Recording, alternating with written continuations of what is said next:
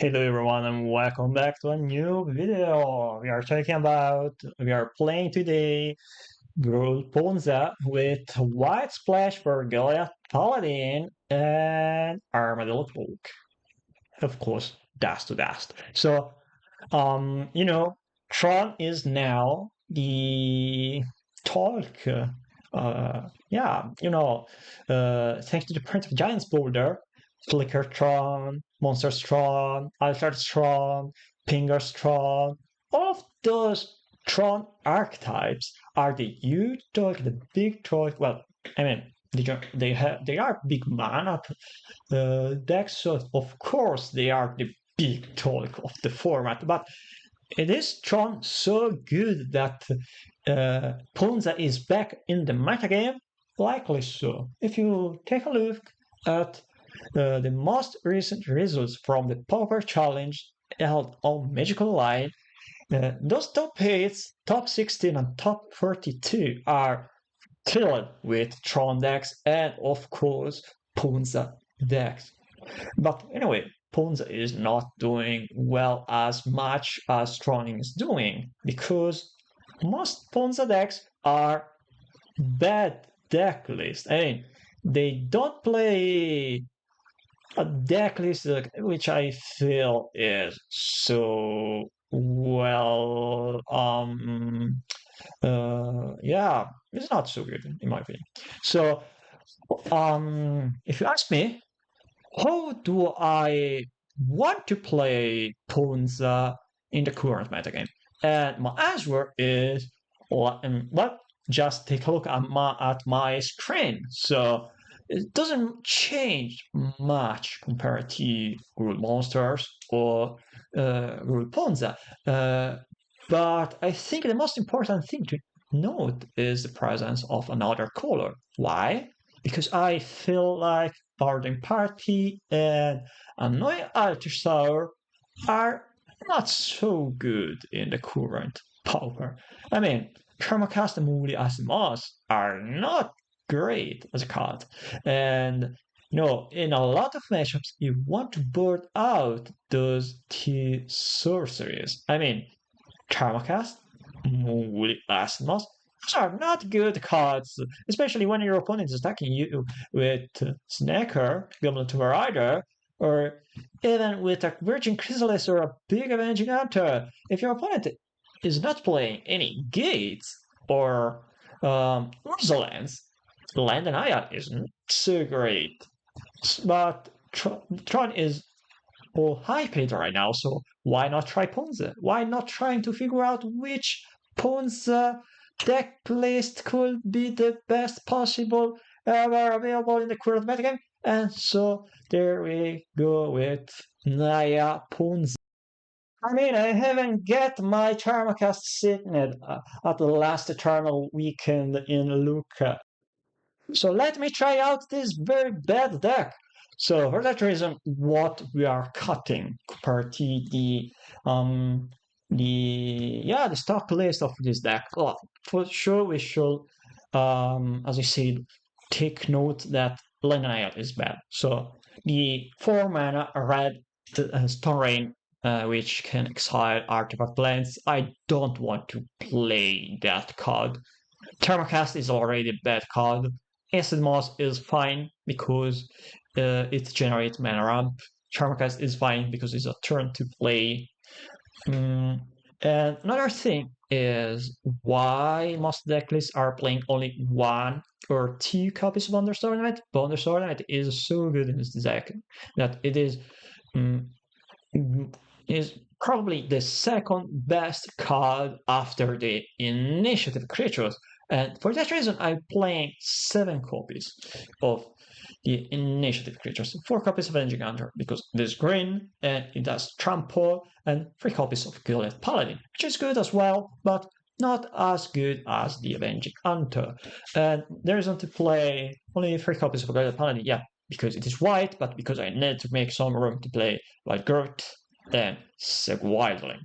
I think Second Wildling is quite good here because alongside the initiative creatures, it can fetch you a basic land of this secondary color. So yeah, you can fetch red for Virgin Chrysalis, and you can fetch white for Gallus Paladin and the sideboard cards. So this deck is very similar to Gruul monsters in that aspect because we are playing mono green splashing for just a couple of cards, and it works very well that way. And another thing you should take note is how good Nyxborg Hydra is in this deck. So for that reason, we're playing 2 copies of Nyxborg Hydra. Just 2 copies because I can't really make more room for Nyxborg Hydra, and of course because we're already playing plenty enough finishers with the initiative creatures. So what I'm expecting to face into the Pauper challenge, I'm expecting to face Tron, but we already have 8 copies of Thermocast and Uliastimos, 4 copies each. Then I'm expecting to face Affinity, and for Affinity I have GASTyR.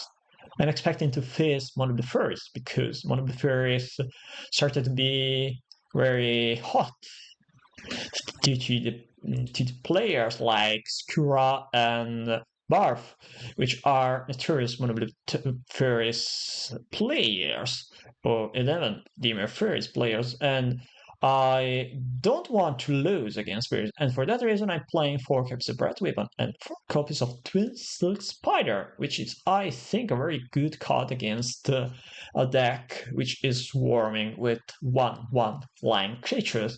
This card from Modernize on 1 isn't really great by itself, but I think it is what this deck needs because I preferring mostly those pesky flying creatures. As you can see, my only ways to block the small flying creatures are Virgin Chrysalis, Nyxborg Hydra, and Stegu. And now they have a lot of things that can top your big, bulky, rich creature, but those are just 2 small, rich creatures. So it is fine. And finally, Armadillo Cloak. I think if you are playing a green-based ramp deck with splash of white mana, Armadillo Cloak is pretty good. It is probably the best card you can play against any mono red deck. If you're playing against redness, or if you're playing against mono rally, just put on play Big Avenging Hunter, Nyxborg Hydra, Virgin Chrysalis, and then Armadillo Cloak it, and then you gain maybe even 10 life per turn with just attacking with your creatures. So we are doing 2 very good things about against those decks. You attack to kill them, and you attack to gain life, preventing them to kill you. So, in my opinion, it is so good, Armadillo Cloak. This kind of build that it is there. Probably the second reason why I want to play here white, well, alongside the initiative. So I hope you will enjoy this video. I haven't published anything, I think, in more than 3 weeks, and the reason for that is the metagame is so stale that I'm, continuously and repeatedly playing the same kind of decks and builds in my 2 YouTube channels. In the Italian one and here in the English one, which is nauseating. I can't take myself to play again and again the same deck, to publish always those same decks, and I don't like the idea of playing a deck with the idea of losing without the purpose of winning. If I bring to you a deck, is that because I feel it can win at least enough to be on pair with how much you spent on the enrollment fee. I want to not lose any play points or ticks when I play one deck and when I show you one deck. So enjoy this video and let me know what you think about this build and eventually what can bring to you. All right. first game of the first match, we are starting on the play. We're against Boombust. Boombust usually plays some sort of mono red, usually mono red rally. The starting end is quite good because we do have enough mana ramp into Nixma Hydra. We do as well have Mool Acid Moss, which is a turn 3 play with this starting end. It might come pretty handy later. I mean, on a rally, that deck doesn't have so many lands, so being able to cut off one of their lands might be quite good. So, just starting first with Utopia Sprawl. It is very irrelevant what we are naming here. So, I guess we can go maybe red. Yeah, either way, red or white, doesn't really matter. Since we already have plenty of ways to fix the mana, and I do already have another land, so I can play first the land, then Utopia Scroll, and cast Bonder's Ornament at last. Um, what can change eventually my turn to play is top decking a Thermocast. If I draw a Thermocast, I can start killing their lands, which would be probably better. If not, we just keep casting our enchantment. So we go Bonder's Tournament, pass the turn, and we wait for the opponent to do something. They likely have some sort of Bernitre Mystery or whatever it is. Okay, so that's Monorail Madness. Um, I think I want to put some pressure, if you want to call it that, by casting Molia's Moss. We take the dual land, we play another dual land, we back the turn. Next turn we can go big with the next Hydra. I think it is important to force them to be low on the lands amount because North Madness really suffer from not hitting every land drop every turn. So the deck plays a very few land amount. Even though it requires up to 5 mana to play as well. Glitter Snipe is a 3 mana card. Fire Blast costs 2 mana, basically, because they. Avenging Hunter. Well, I don't really like the idea of casting Avenging Hunter now, so what I'm doing here is big Explore Hydra and we'll pass the turn. They can attack me through an Hydra. I have a few turns to kill them eventually. I guess they don't have the third line drop. That's the reason why they discarded Fire Blast and Glitter Snipe. But if they found one, well, at that point I can cast my Avenging Hunter. If they don't have another land, you can easily just not attack, just not play the Avenging Hunter. Okay, so they have now Nagui Robbery in exile. They don't have the first line drop. We start attacking with Hydra, they'll take the damage, and we go Wildering. So not really anything to think about that. I don't know if the matchup is supposed to be good or bad. From my feelings, it's just a matter on how much interaction we do have for their lands. So now they'll cast Fire Champa, killing this ugly wildling. Kind of wild. They attack with the Snekker, Arbor Elf, which doesn't do much. So at this point, we are kind of forced to just attack and don't care about them too much. I mean, with 2 swings of Nixmore Hydra, we just need 1 extra swing to kill them. So we can play the Avenging Hunter, fetch our land drop per turn, and cast Arbor as well, so we can eventually block the Kessig if it want to kill my Avenging Hunter. Okay, so it is time for them to steal my initiative, putting me down to 15, and then,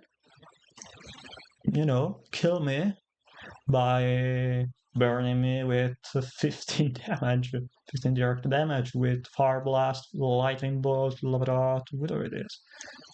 Okay, so they draw a card. They have 6 cards in hand. they go up to 7 thanks to the basic land fetched with initiative. And it's time for them to kill me. If they don't kill me, I will be quite happy by that. But it's very likely for them to be able to kill me, especially if they have, double fire blast, whatever it is. Okay, if they start with Fatalist Looting, it's quite good for me. Unless they have double free Champa, this Fatalist Looting is not doing much, in my opinion. So, time for my opponent to do some magic. I just need to wait now. And anyway, if we're able to win the first game, then we'll bring in 4 focus of Armadillo Cloak, which will be eventually quite good. We can think about bringing in Breast Weapon to kill Snipe and Neka, but when it comes to play a deck, any kind of green ramp deck, putting pressure is more important than assaulting their creatures. So yeah, being able to kill their Gutter Snipe is quite good, but to be honest, what we need now, what we need to win against them is putting on the battlefield some big threat and then eventually stick on them Armadillo Clock. And that's usually good enough, and that usually as well is better than doing something else. So the discarding grab the prize, casting through Tampa, discarded with the Fatalist Looting, we go down. Ooh, you want to kill my next Hydra. Okay, I suppose now we are seeing some magic. Okay, so they don't have they don't have yeah, they don't have the they don't have the kill, so they go doing Hydra. I think we want to draw with the Bonders Ornament.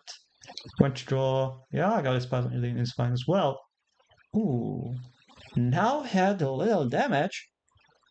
We can attack with everything. And then, yeah, we don't have enough mana to cast Godless Paladin. So we are stealing the initiative, put 2 counters on something, which is not so much relevant.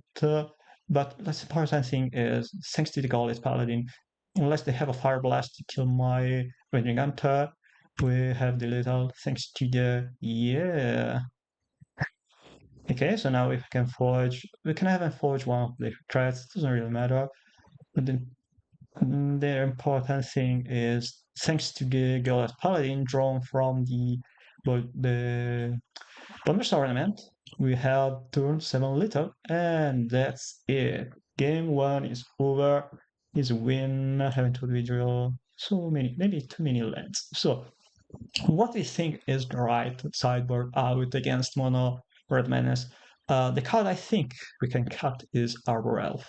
You can say Cost or Last Moss might be not so good because, it is better to interact with life gain or creatures against Mono Red, but to be honest, since that kind of deck requires a relevant amount of lands in play, it's better to keep the land denial spells and cut Arbor Elf, because if you waste your turn 1 by casting Arbor Elf and your opponent does have a Loud Art or a Lightning Bolt or even a Serum Blades, you can easily understand how that bad as a play is turn 1 Arbor Elf.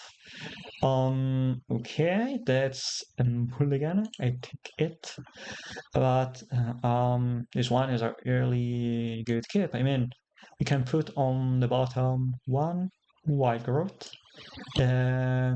keep with 1 Snooker Forest, double Wild Growth, Stag Wildling, and of course top deck another Wild Growth, why not?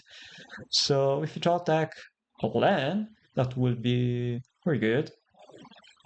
If we don't, we are late 1 turn too late to cast everything. So I think I want to fetch Basic Mountain,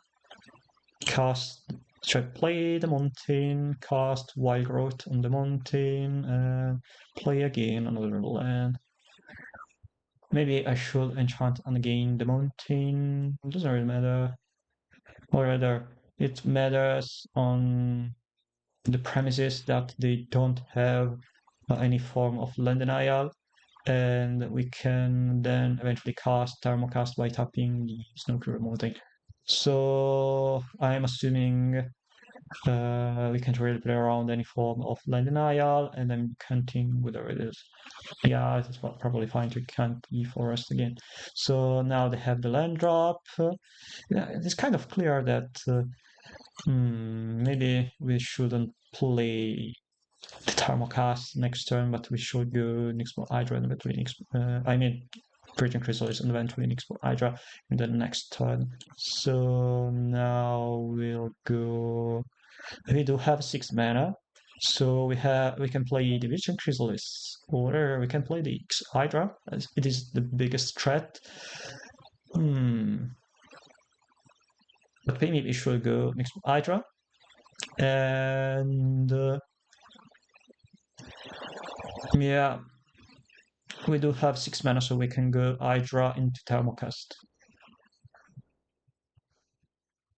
Right? Yeah. And we can sacrifice just 1 token. So we do have indeed a little smaller Hydra, but we can strike on one of their basic mountain, preventing them to doing some too strong stuff with their draw spells and their threats. Okay. I can go either Sag Wildling or Mixmore Hydra. I think it is better to maybe go Mixmore Hydra, so I can start being the aggro here. And for that reason, yeah, we are not getting any life with the Sag Wildling, but I'm assuming we are going to be little in a few turns, and I don't want to block here my Return Chrysalis. So the top deck Len. The attack for 3 damage, we go down to 8. With double lightning bolt, they have enough to kill me. There is a lava dart, another lava dart, and I guess that's it. Yeah. We don't have a need to resolve any spell. Sure. That's a quite neat win for them. I mean, double casting perimeter. I guess that is good. As you can see, yeah, the casting perimeter is good enough when you don't have a good snipe. Okay. I don't know. Maybe I don't want to keep my second copy for Chrysalis. To be honest, I don't want to keep the Hydra. So we can go to one Utopia Sprawl, name red, so I can cast my Virgin Chrysalis with Utopia Sprawl. And I try to find another land drop with the Malevolent Rumble. Double Paladin is not great, but we find a land, and we can play the Chrysalis next turn. We do have now Double Avenging Hunter in the graveyard, annoying, but we need I think we have enough ways to not to cast any copy of white spell, which I mean 4 copies of Wonder Ornament, 3 copies of Cyber Wildling. Now there are 3 copies of Utopia Sprawl, and we do haven't have Mulia Simos. So their second turn is quite weak. Maybe they have a third land drop in end. Let's wait for the opponent to do something. At this point, since we draw all the lands, turn 3 Gutter Snipe Unchecked is very bad for me. Okay, there's a Bonder Ornament. Okay, let me think. We can go Virgin Chrysalis, which is good as well, because I put 2 blockers in play. I mean, trick blockers in play. It costs 2 mana because we get 2 spawns. So, what is better for me here? I can play. I should probably play first the Virgin Chrysalis anyway. So I'll make those Chrysalis as big as possible. now I have 5 tokens. Maybe I should play the Wonder Ornament. Yeah. So next turn I can play my my Goliath Paladin without worrying too much. Then we talk with the first Chrysalis. Now we need to figure out if we want to pump. Okay, they block it. So we no, no need to make the Chrysalis bigger than it is. So they found the first fourth land drop. That's quite annoying. And I think I'm kind of dead now, right? Because it's easy for them to kill me at this point. After all, 4 cards in end, I mean 5 cards, and they start with Grab the Prize. They don't have Fire Blast.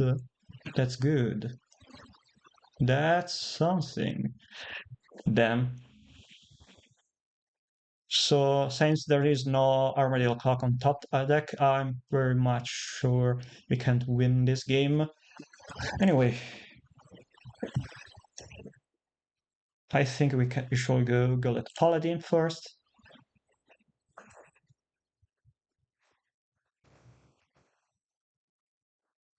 That's 4 mana. Damn. I don't have enough mana to cast my Woolly Acid Moss.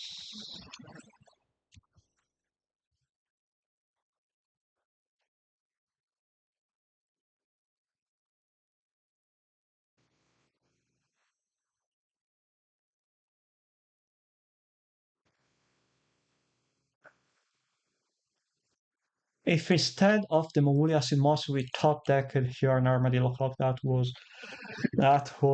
so good as top deck. Instead we got Woolly Acid Moss, which does nothing.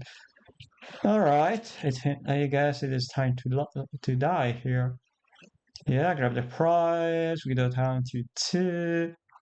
They have 6 continents, so unless they have 6 lands, yeah, easy game for them.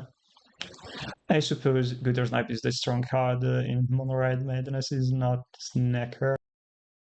Alright, for the second match of this Pauper challenge, we are on the draw, but we do have a very good starting, and we have Mongolia Mouse on the second turn if the opponent is not playing a deck with removal spells. So there it is, Island Delver of Secrets, it's the Mono Blue Terra, and I should go to one Arbroath. So they may have the inferior Boomerang, spell pairs, counter spell, here it is. Let's see what they may have.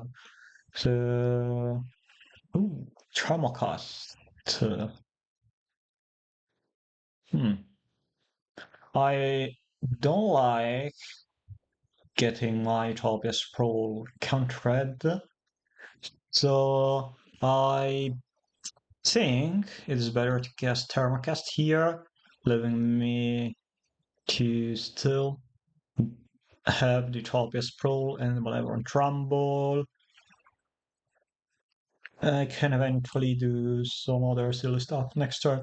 I'm expecting them to have a counterspell. I mean, it did nothing, and if they don't have a counterspell, it is still fine to me because they're using their mana to cast Brainstorm and Mental Note, I guess.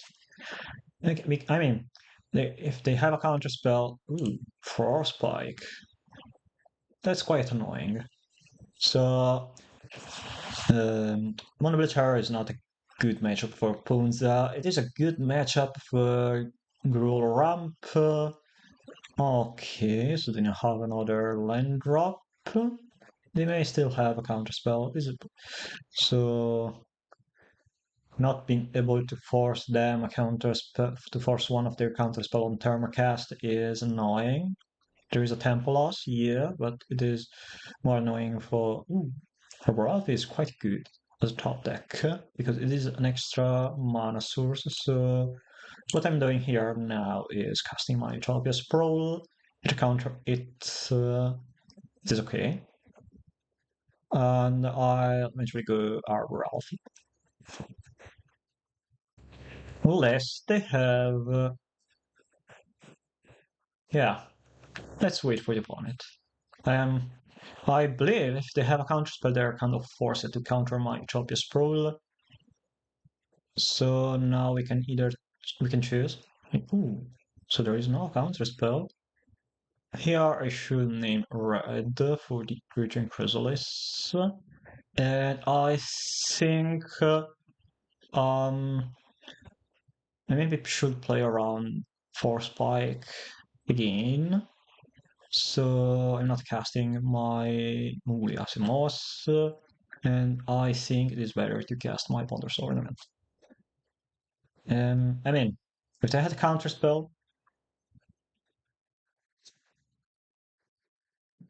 mm, the best play was clearly countering my Utopia Sprawl because now I have so much mana that I can play everything I have in my deck. So not casting a counter spell on my Utopia Sprawl can be seen as a sloppy play.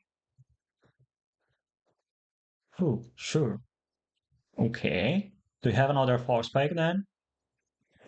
No force spike. Okay, so they choose to not counter my Utopia Sprawl, but instead they choose to counter my pick off, which isn't really a great play from my point of view. I guess they choose to. Hmm. Okay. We're taking 3 damage. Go down to 16. Top deck another land. And cast Modern Trouble. We'll take the Raging Chrysalis. So now have a lot of mana. So we can start first by tapping the Jaspia Scroll, and oh, I can choose between casting my Avenging Hunter or my Mulia Acid Moss, but I think it's not really worth the Mulia Acid Moss when they have so much mana. And hmm, I probably should play my Avenging Hunter. But to be honest, I think having so many tokens in play is a good thing for me. So maybe I should wait for the Avenging Hunter. I can cast the Avenging Hunter next turn thanks to the presence of the Moody Acid Moth. The cool thing is that since they choose to counter the Bonder's Ornament instead of Utopia Sprawl, now I think I'm not so bad positioned. Oh, Slip of the Dead on my Chrysalis is annoying. I'll block the Cryptic Serpent with one Eldrazi Spoon, sacrifice the Spoon, then take 3 damage. Please, no land. Okay, that's good. I should go first move the Acid Moss on Island, so we can play around the counter spell. Okay, they don't have anything. And then we go Rumble. And draw Wondrous Ornament. Good enough.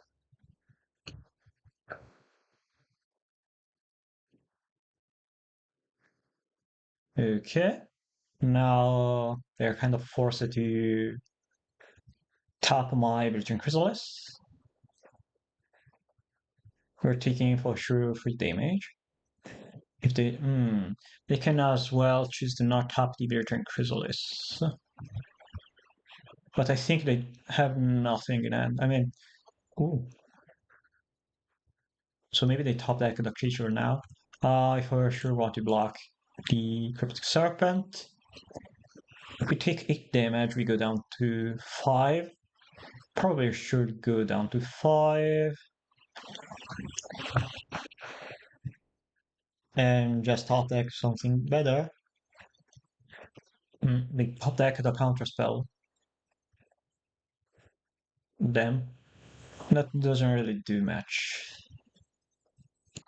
Oh well. Anyway, I should destroy one of their lands. And then that's really wasted the counter spell. The counter spell. Probably I should play my Avenging Hunter now.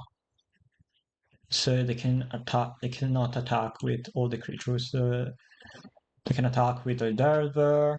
They can tap my Chrysalis. But we are forcing the trade with Avenging Hunter. That's not. That's for sure not a good situation for me. You can choose to draw with the Bonders Armament, but to be honest, I believe at this point it's still better to go for the big play.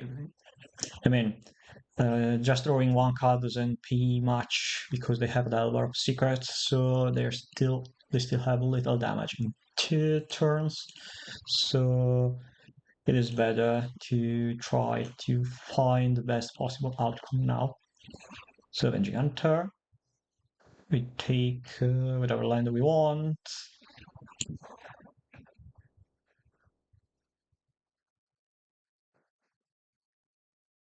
Doesn't really matter, I guess. One team, maybe we get double Raging Chrysalis in 1 turn. I think it will not eventually happen, but still better to have it. So the top deck will land this turn, they escape.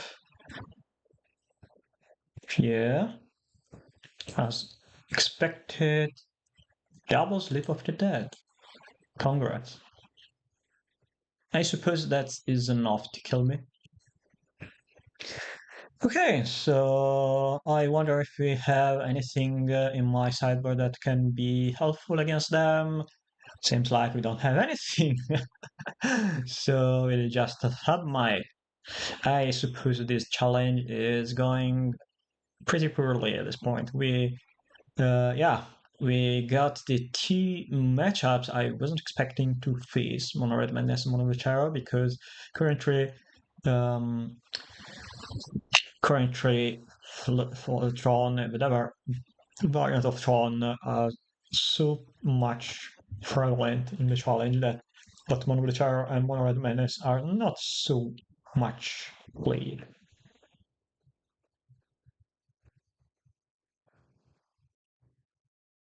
Alright, we are starting first, so it is time to go to one Arbor Elf, I guess. Yeah, you do have a good starting elf for that. So, uh, okay, so the opponent is playing Force Pike, which is, of course, our ghost. Yeah, it is not a great card in late game, but it is very annoying for us because they can easily deal a lot of damage to us. What do we have?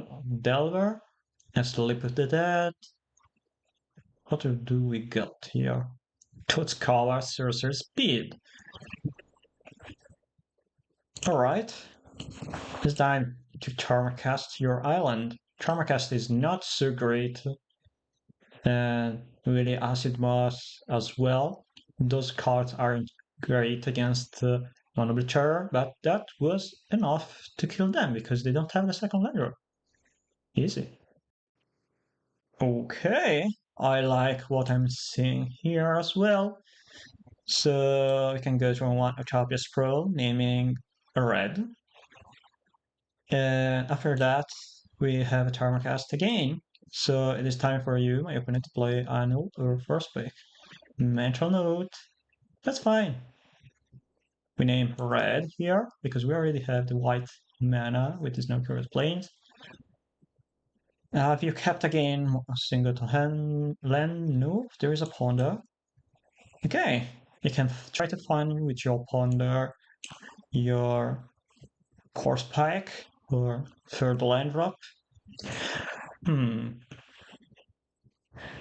It is good. Our starting end is quite good as since we do have land denial as a game plan. But to be honest, the land denial is not very great against them. I just hope to be able to slow them down enough and then to win through my big creatures.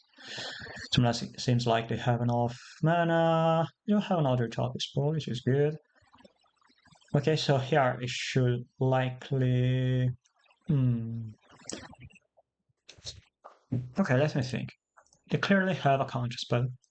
So what is better here? Because in the previous turn they played Ponder into Tuscala, and now I need to understand with if they did not shuffle with Ponder, but then they choose to mill one island. So I think they have another land drop in their hand. So maybe here we should not go for the acid moss. Instead, we can go Sagu or Rumble. So we can start by playing Utopia Sprawl on Snowforward Forest. And I'll name green with Utopia Sprawl so I can tap at two green mana and then cast the Malevolent Rumble. Or I can play my Sag Wildling. Wildling is not a great threat, and yeah, I don't have enough mana to cast my Saga, so I can play maybe Asimos, which is probably good enough. And I can eventually cast another 1 mana spell. That's Savage. Hmm. I think that's very weird counterspell. I suppose they don't have any other way to put cards in their graveyard beside countering my stuff. So, no cantrips. But they don't have any Tolarian Terror or the Serpent. Island again. Okay, I suppose I should force that one of their counter spells on my Moody Asimos at this point because it's this dead card doesn't do much. And it's better to trade one counter spell with one move. Okay, that's unexpected. I guess you'll take it. I mean, if you prefer to cast Boomerang over counter spell, that's fine to me. I have 6 mana, and I want to play around 4 Spike. Okay, my opponent, it is time for you to cast Counterspell on my Sigur. I'm not casting Bonder's Ornament because I'm expecting them to have a Counterspell, and I can't draw a card with Bonder's Ornament yet. So it is better to go for the Flying Creature, starting to put pressure eventually on the battlefield. Yeah, let's wait for them. So they draw a Lauder Village, play a land, and I guess they pass the turn. Yeah.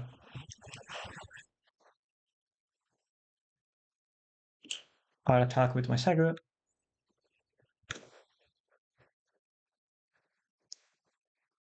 So I think I don't have a counter spell.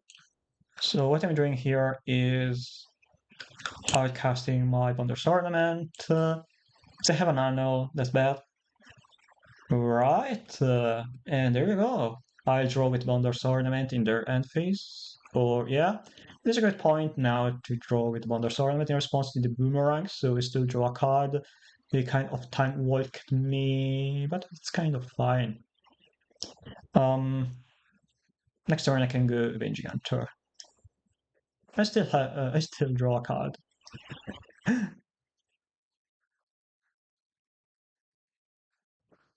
All right. They top deck Lion Terror, and our turn again. What do we have in end?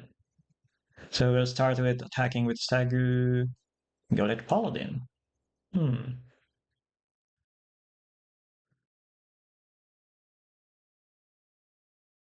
Yeah, there's no reason to not attacking here.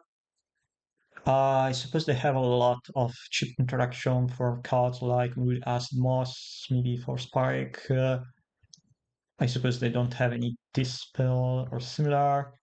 You may have some clunky cards like the copy of Boomerang, maybe. I don't know. So I can really play around Force Spike if I play both my Paladin and Wonder Tournament. Paladin seems better here than the Tolarian Terra. I don't know if I should play Mining for Hydra 2, 4, 6, 7. I can play the Hydra, but probably it is still better to go with to Google yet Paladin Pass. I mean, it is a free 6, so it survives a trade with the Tolarian Terra. So they need Slip of the Dead, but they haven't played yet Slip of the Dead. And yeah, whatever it is.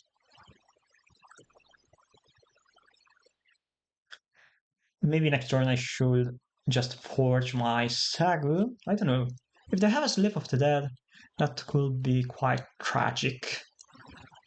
So I don't know if I should instead going Lost Well, because if I go Lost Well and then I can stash and add an extra mana with the treasure token, but I need if I want to go stash to be able to cast double 5 mana creature, I need in that case I need yeah,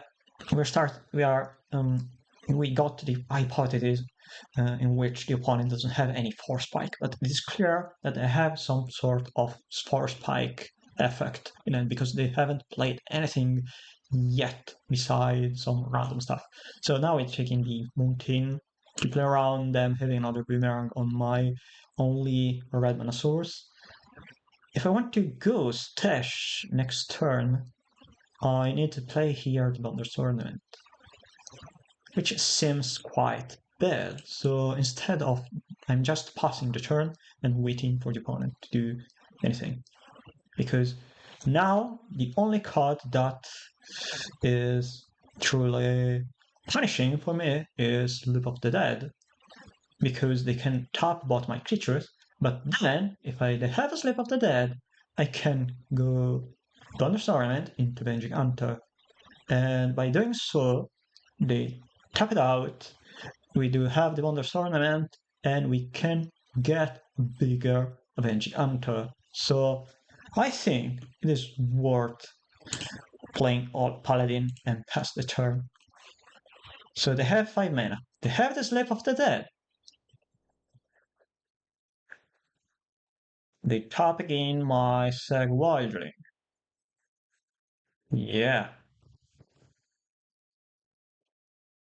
But they're already playing the land, so I suppose they do have a Force Pike. Now, next turn they can tap double creature with Slip of the Dead. Truly annoying. Oh, there's a forest on top. So 2, 4, 8, 9. Hmm. Nah, I don't want to lose to Force Spike. That's the thing. If I cast my Avenging Hunter here, I think I should as well cast another Hydra as a 1/2 creature, maybe. So I can still play around Force Spike. Probably I should make it a little bigger. Yeah, I can do that. Oh, wait. Here is the Forge. Yeah. I forgot about the Forge. I'm not sure if I should. Yeah, probably I shouldn't make. There's not so many reasons to forge my Avenging Hunter. I think I should forge the Sagu. No, I should forge Goliath Paladin. By doing so, they are kind of forced to slip the Paladin and the Avenging Hunter. I can still play the Bonder Tournament, right? Yeah. They can make the Hydra a little smaller, but to be honest, it is better to make the Hydra a 1-2 creature, so or 2-3 creatures, so it can still the initiative even if they double tap my creatures. Now I have double blocker, and if they block if they slip only the Avenging Hunter, I can still block with the Hydra.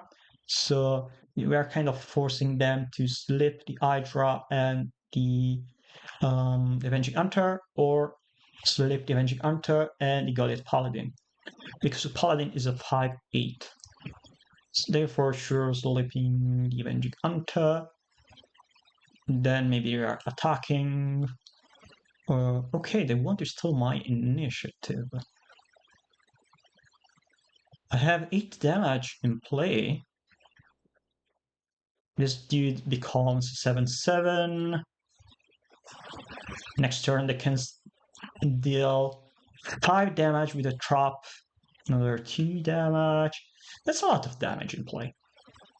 Oh, wait, I can attack them with Paladin without losing the blocker. Damn, attacking land instead of a blocker here is truly painful. I don't need that much green. Oh, that's good. Okay, let me think. With Little now, with an extra Hydra, can deal an extra damage. So 8 damage in play, 5 damage with a trap. That's 14, right? So if we make the Paladin a 6/9, we can attack for 9 plus. Oh, that's enough. And we'll go for the little damage. Thanks, Nix for Hydra number 2. We have enough damage to kill the opponent. Yeah! Game over. Nice top deck. And there we go. Third match of this Pauper challenge. Now have an occasion starting again, because there it is, the basic land, Arbor Elf, double wild growth. We do as well have Sig Wildling at second land drop, so in my opinion it's kind of fine. So okay, that's a Citadel Gate. Naming red. Thermocast. So now we need to figure out if you want to play around Charm and Charm, or if you want to play around Aroma spell for the Arbor Elf. And I think we should play around the Removal spell, so it is better to cast Wild Root. So next turn we do have enough green mana sources to cast our other spells. Ooh, okay. I think it is a good time to cast my Thermocast. And yeah, we are not playing the Bounders Tournament or the Arbor Elf, but it is still fine. They have annoying Snacker, but we can block the Snacker with Stagger, and we are forcing them to have sort of wasted turn, because they need a top of the land now. The player and ooh, that's good, I guess. And now we can understand why Gates doesn't like to play against Ponza. It is kind of sad that the opponent started first, so I'm behind one turn, but still, by top decking double Thermocast, we are kind of playing at the same speed. So yeah, another land drop. We'll go. I suppose we'll play first the Bonders Tournament, and then decide widely. I can as well start drawing with my Bonders Tournament, but I like the idea of having Seg Wildling in play, so next turn I can eventually play my Goliath Paladin. And with Goliath Paladin in play, I have the triple 3 creatures to block your stuff, which is quite good. Charm cast again. Alright. So yeah, we should play the Goliath Paladin. Fetch 1 basic land and then cast again the Charm cast. Hmm. Well, I guess the mountain is better because I already played one white card out of 3 cards, and now, of course, I want to still keep the time advantage over my opponent by destroying their red source and not attacking, that's for sure. I want to play around them having on top of the land and prismatic strengths. Seems like they have Beach Reunion, which is fine. Discarding a snacker, yeah, discarding another snacker. They can't attack with the snacker, so that's fine to me. They draw Lunar Veteran. I guess they're playing a quite old list of Naya gates with Lunar Veteran. My opponent have so much life that I should choose here between making the Cyber Wildling so big that it can survive lightning bolt, and probably it is the right call. I haven't thought by going to the Lost Well, I can then create a token, skeleton token. It is still better to have a creature big enough to survive a lightning bolt, in my opinion. So anyway, we decked another Naya spell, which is quite good. So we attack with the Golden Paladin. They choose the block, and now, yeah, we should go for the top on top of the land. I pick the white mana source now, and then I want to draw with my Arbor Elf because they have 2 flying creatures, so quite sure they can indeed steal my initiative. All right, it's time for them to have prismatic strands. For killing one's necro, which is good.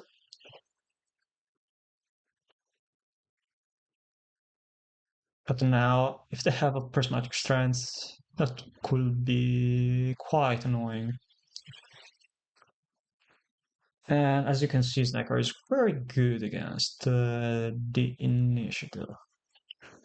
So they fetch out another mountain.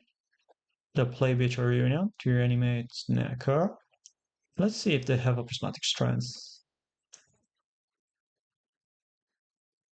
Because if they have a prismatic strands, they can, yeah, block my Goliath Paladin and flashback the strands for green, but they don't have it.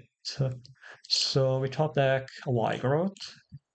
So we draw with the enchanted land, the bonus ornament, other land. I should attack with Segwildling and Goliath Paladin to take back my initiative. It'll deal as well quite a bit of damage. And some damage as well with the trap.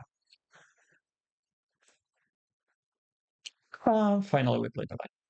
So yeah, we had very good series of draws in the early game, but now we are starting flooding. But thanks to the Bonders Tournament, we can still keep the pace of the game. So let's wait for the opponent to do something to deal better with the bird state.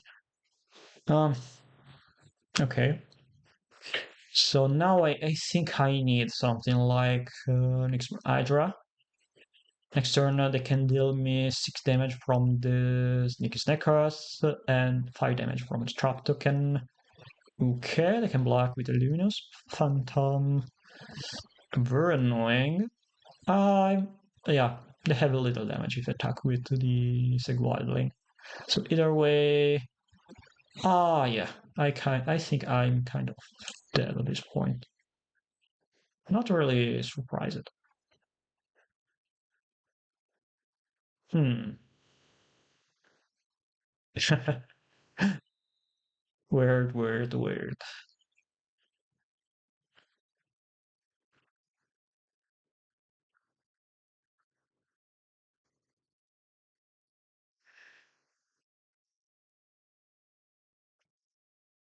The thing is, I didn't have a choose to.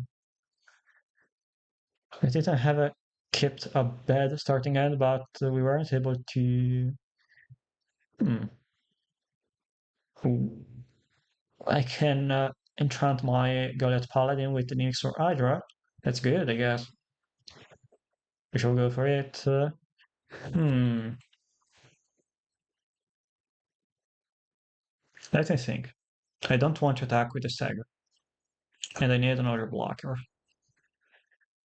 Um, yeah, I can attack maybe next turn with a bigger Goliath Paladin. I can block with the Sigur. One Snacker. We take 3 damage plus 5 damage. We go down to 4. Yeah, it is better to cast next turn the next Hydra with much more damage. Hoping they don't have a prismatic strength. I mean, they haven't played yet any prismatic strength, so it is sure that they don't have one. So I think it's better to wait for the next turn. Hydra. Next turn have 4, 8, 10 plus 5, 15, 17. We can add a lot of damage to the battlefield with the next Hydra. So yeah, I was wrong by tapping the Arbor Elf too early, but doesn't matter. So it's just a matter for them to have an answer for my Goliath Paladin, or which can be as well a Prismatic Strength. So what can they do now? That's a Chrysalis, yeah? Yes. Chrysalis and on top of the white mana. But they're already playing something, maybe the Lunar Veteran from the graveyard. Is that Lunar Veteran? I'm still quite sure that I will not able to win this game because they have a Virgin Chrysalis. But you know, at least with an X-But I join and I think I have an out. Or at least I hope. Maybe, yeah, they choose to not attack. That's good. Another forest.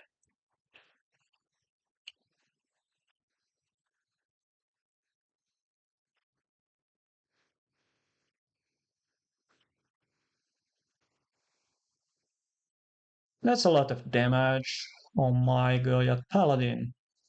I hope it is enough.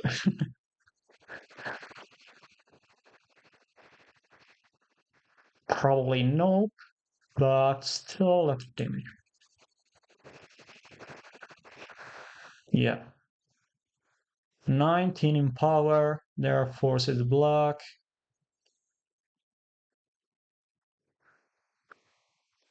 That's a lot of damage, that's for sure. Quite big, my god, it's solid.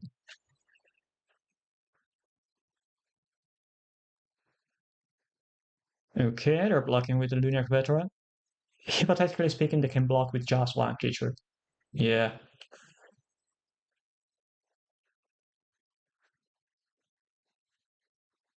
They haven't gained some life with the Luminous Phantoms.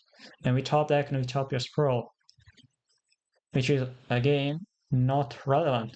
We indeed draw only land Naya and mana, and that's not the best way to try to win a game. Why they choose the attack with the Eldrazi Spoon? There's nothing. Okay.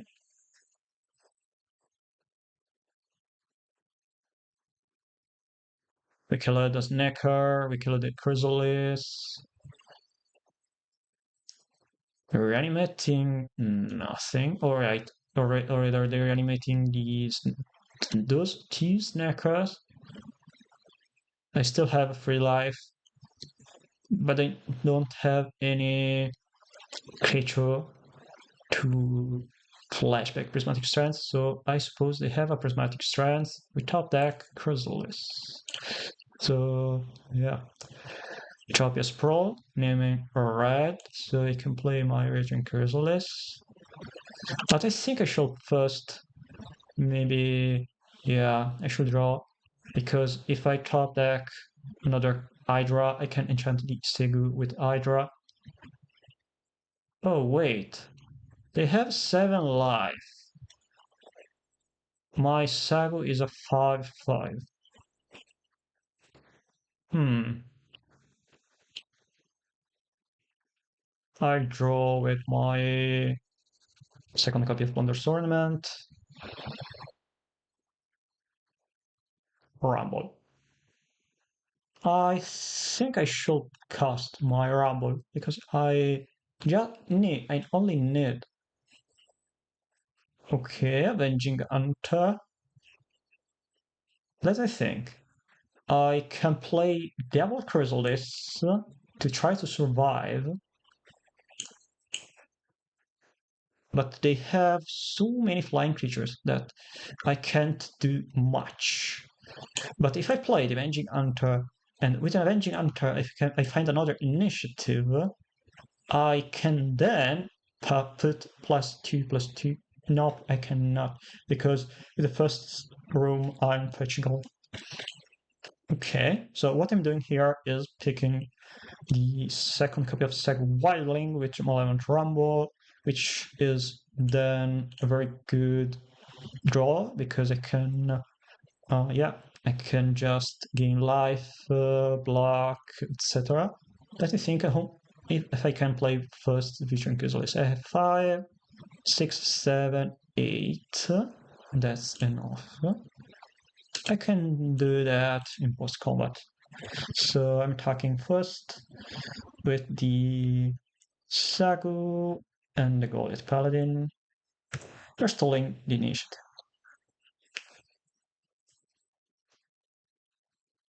We are not stealing the initiative. That's really unexpected. I think Moment Speed is not what I was expecting from them. Uh, I can't see how Moment Speed could be better than Prismatic Strength.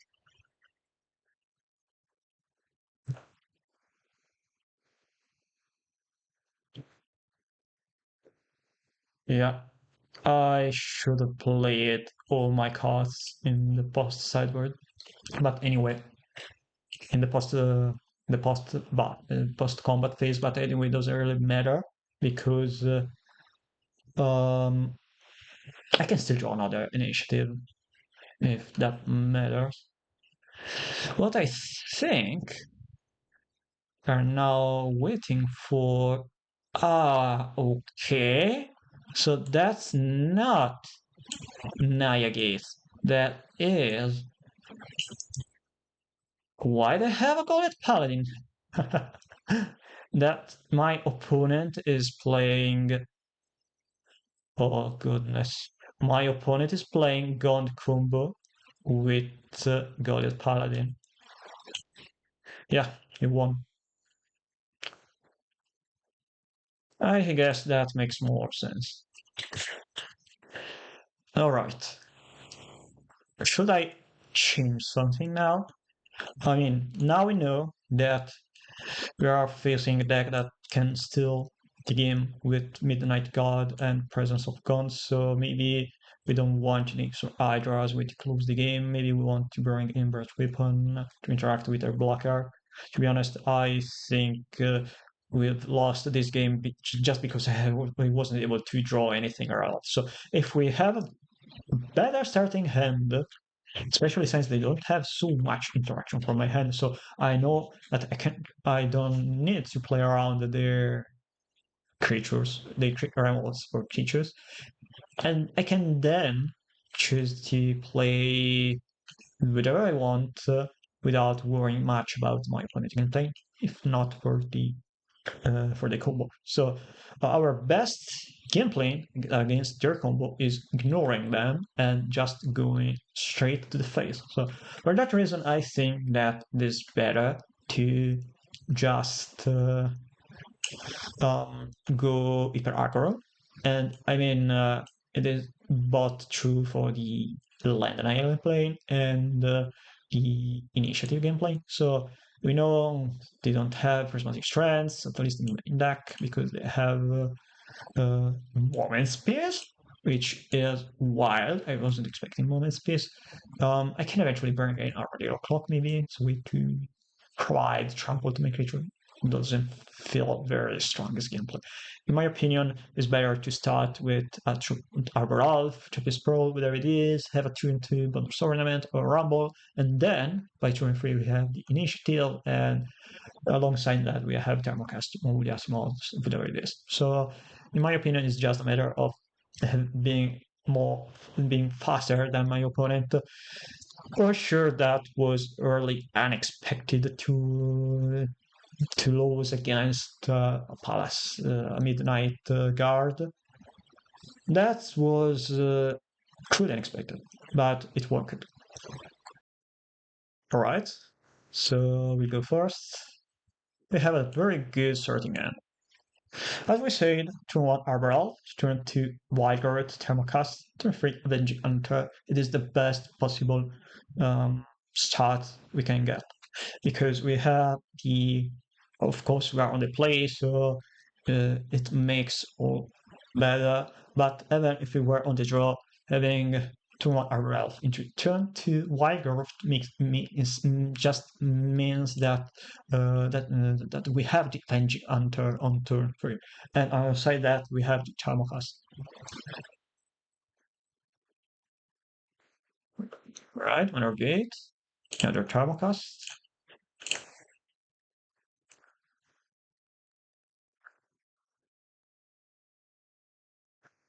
And say goodbye to your top land. So next turn is probably better to cast Avenging Hunter, unless we fear them having Sneaky Snacker. Which is green.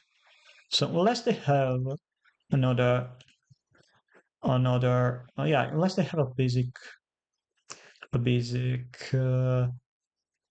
mountain, it is still better to cast the Avenging Hunter because they can't cast the wait. Yeah, I have 7 mana, so I can play both cards. That's annoying.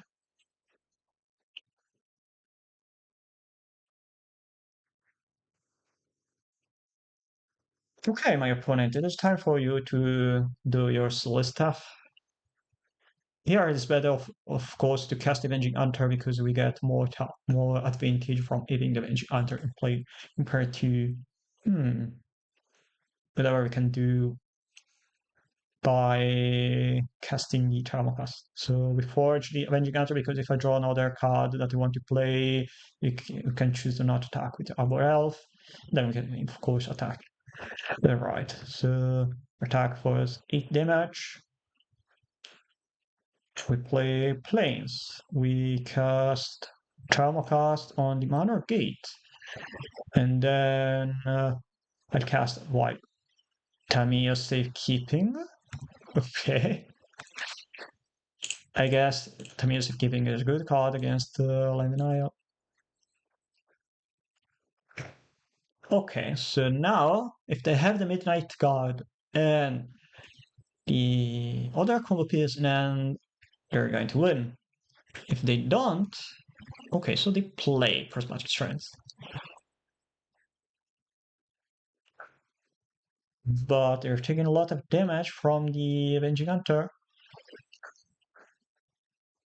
5 damage from the trap. Rumble. So here I name it red, so we can tap the basic mountain, cast Rumble, Nixmar Hydra. There we go. I think we are little.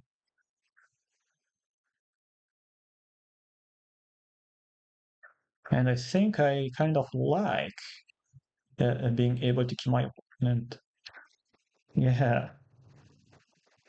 I think I was right to now cyber out the Nixborg Hydra thanks to this top deck of Nixborg Hydra. That's a lot of damage.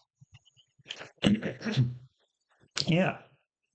Okay. So now it's starting first the opponent, which is annoying. But as you were able to see, they don't have so much interaction. So their game plan is stopping me from killing them and then later win through their combo because it requires a lot of mana. As we were able to see in game one, they won late game through by tapping something like 8 or more mana in the same turn.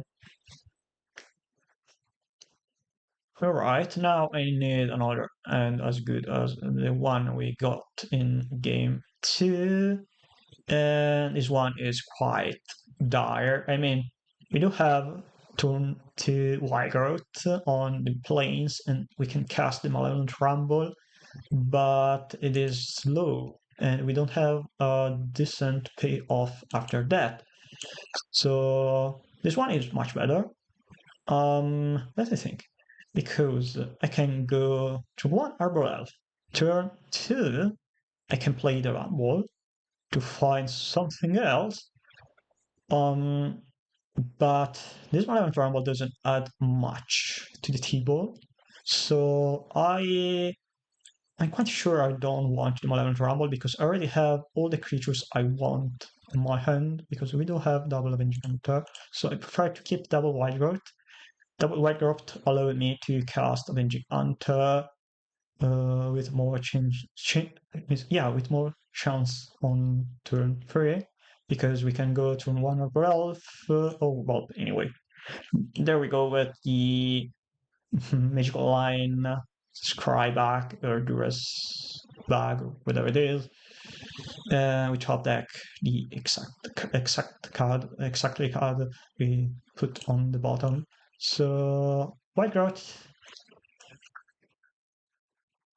on top. And I think I prefer to go wider terrain because here Rumble is good only to find a land.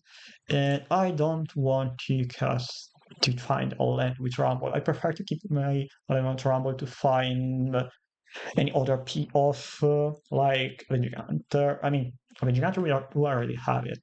I want to find an X Hydra. So now we have enough mana to cast Girl to cast Avenging Hunter and then cast Malevolent Rumble. Unless they have a removal spell for the Elf. But I think they don't play any removal spell. So they choose red with the Citadel Gate, cast Lunarch Veteran. They have one left mana, which is clearly mana meant to cast their their Communicative Keeping. So what we are doing here is casting Avenging Hunter to find the red mana source to cast the next turn Virgin Chrysalis. We fetch, as I see, the basic mountain, cast Rumble to find next Hydra, and there we go, the next Hydra. Next turn, we do have a lot of pressure on the battlefield. If you want, we can forge Eldrazi Spoon because they can't prevent the damage from the Eldrazi Spoon, which is great. So now let's see what happens. If they have the Midnight card, I can play my second copy of Avenging Hunter to go to the arena. And if I go to the arena, I can good the Midnight card. This card appears to the past with Bitter Reunion and play another land. Okay, let me think how much mana now I have. Because I'm forging at this point the Avenging Hunter. because I want to attack with Avenging Hunter, and I'm likely tapping the Arboralf to generate mana. Utopia's Pearl is good now because it is extra mana, and I can name white as a color.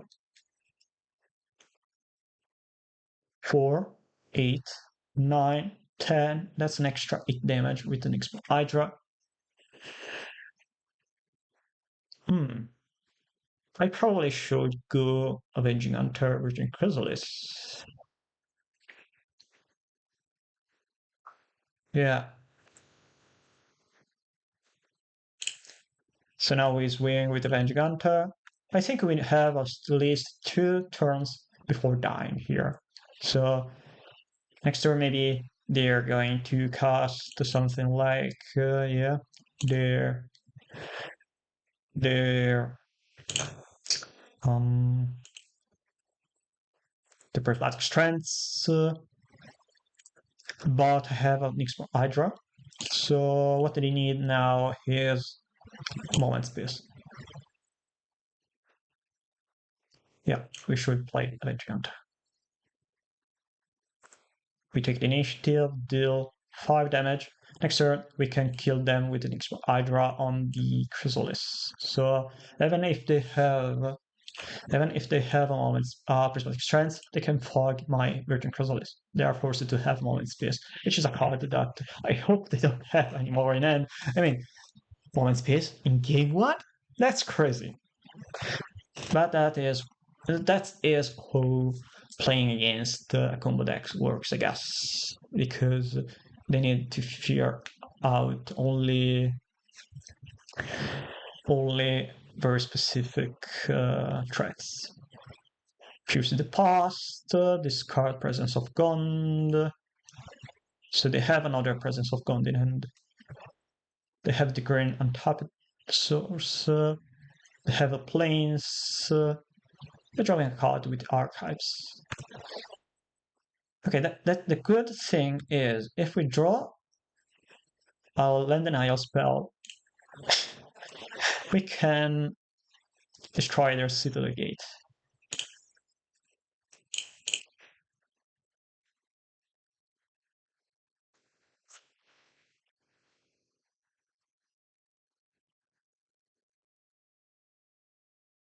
I'm worried which target should I target with my Exploiter, which creature. I want to for sure to attack with my Avenging Hunters, but I'm not sure about attacking with the Chrysalis, so I can target my Eldrazi's pawns. I don't know if I should play around any master removal. Maybe I should not.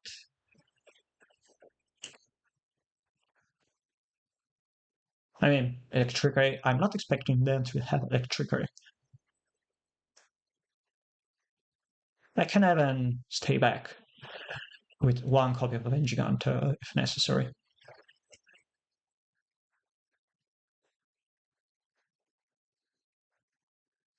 My Hydra is a +9, so I guess not sacrificing any token might be good. +9 means my Chrysalis becomes an 11 in power, so that's enough.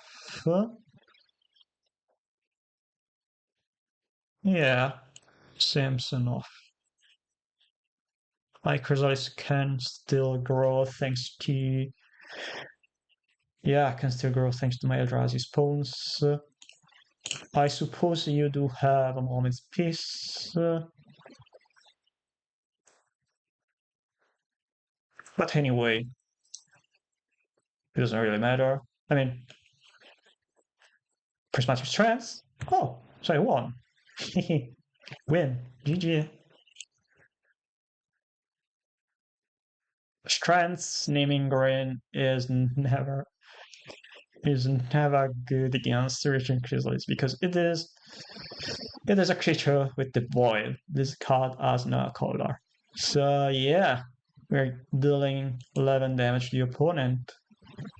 And that's enough to kill opponent, yeah.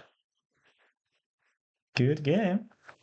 Alright, turn 5 kill, game 2 and game 3. That's so cool. And even though this deck is named Ponza, we played with the same kind of gameplay as Guerrilla Monsters because we have Mixper Hydra, Chrysalis, and Vengiganta. That's cool.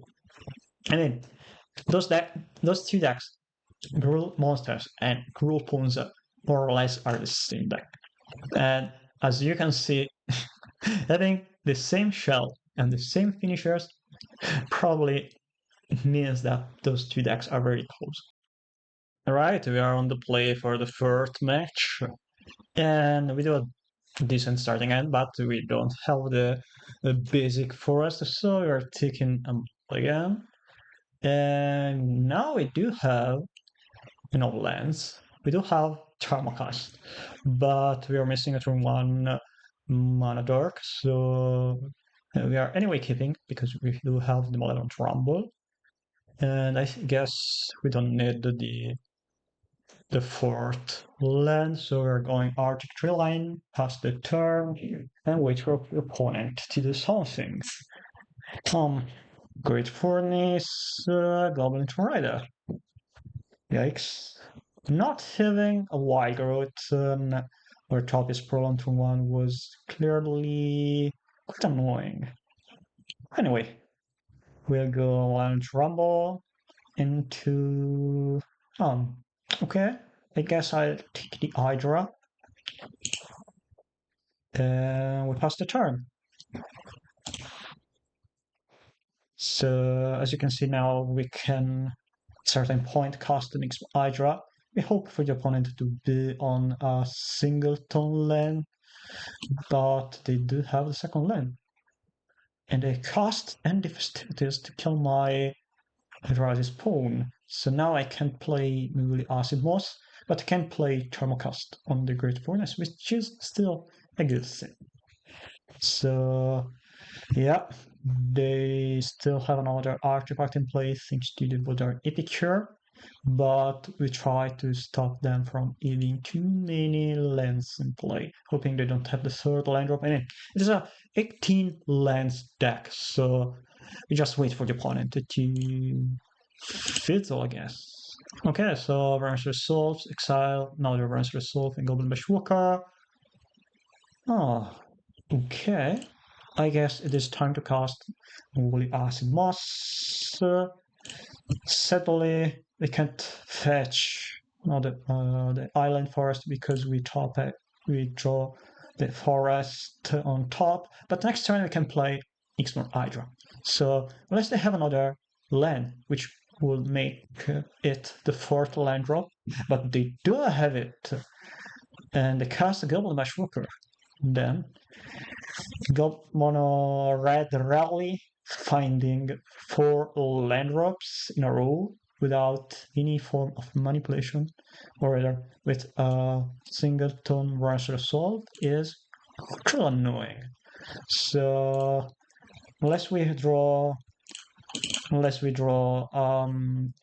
Breaching Chrysalis, we will not be able to stop the opponent from killing us. We are casting an Expo Hydra to block the Goblin Tomb Raider, but I guess at this point the game is already over because my opponent were quite good at drawing their lands.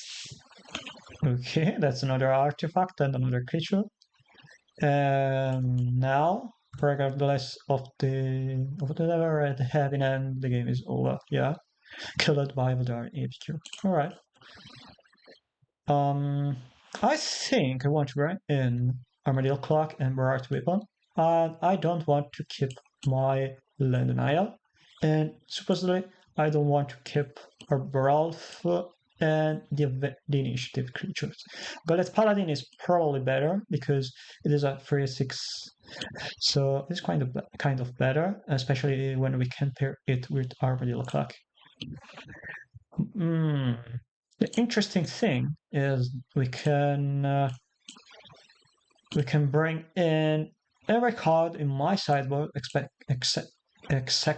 the Dust to Dust. Dust to Dust doesn't do the matchup. Maybe I should keep with Acid Moss, yeah. Or maybe I should keep more copies of Moody Acid Moss and cut some Avenging Hunters. Yeah, I think I haven't need that many initiatives. 5 is enough. I'm keeping 2 copies of Moody Acid Moss. Further, yeah, 2 copies of Acid Moss, 3 copies of Avenging Hunter seems like quite good. I'm bringing in Twin Silk Spider because it is a 3 mana creature that generate 2 blockers, which is probably good against them. I like Twin Silk Spider against this deck, or supposedly I think it is good. Okay, we have 2 mana, but we're lacking at least 2 manas to do something. So I haven't thought this starting end seems quite good. It is not the best possible starting end we can get. I think we can keep it, but I don't like keeping the Avenging Hunter. So I'm putting Hunter on the bottom and keeping this end, which I'm not saying is low, but it is lacking the red mana for the Virgin Chrysalis. But we can still draw Seg Wildling, another initiative, or maybe Notavius Pearl. Baldur's Ornament, here we go. All right. So next turn we can go Virgin Chrysalis into Nyxma Hydra.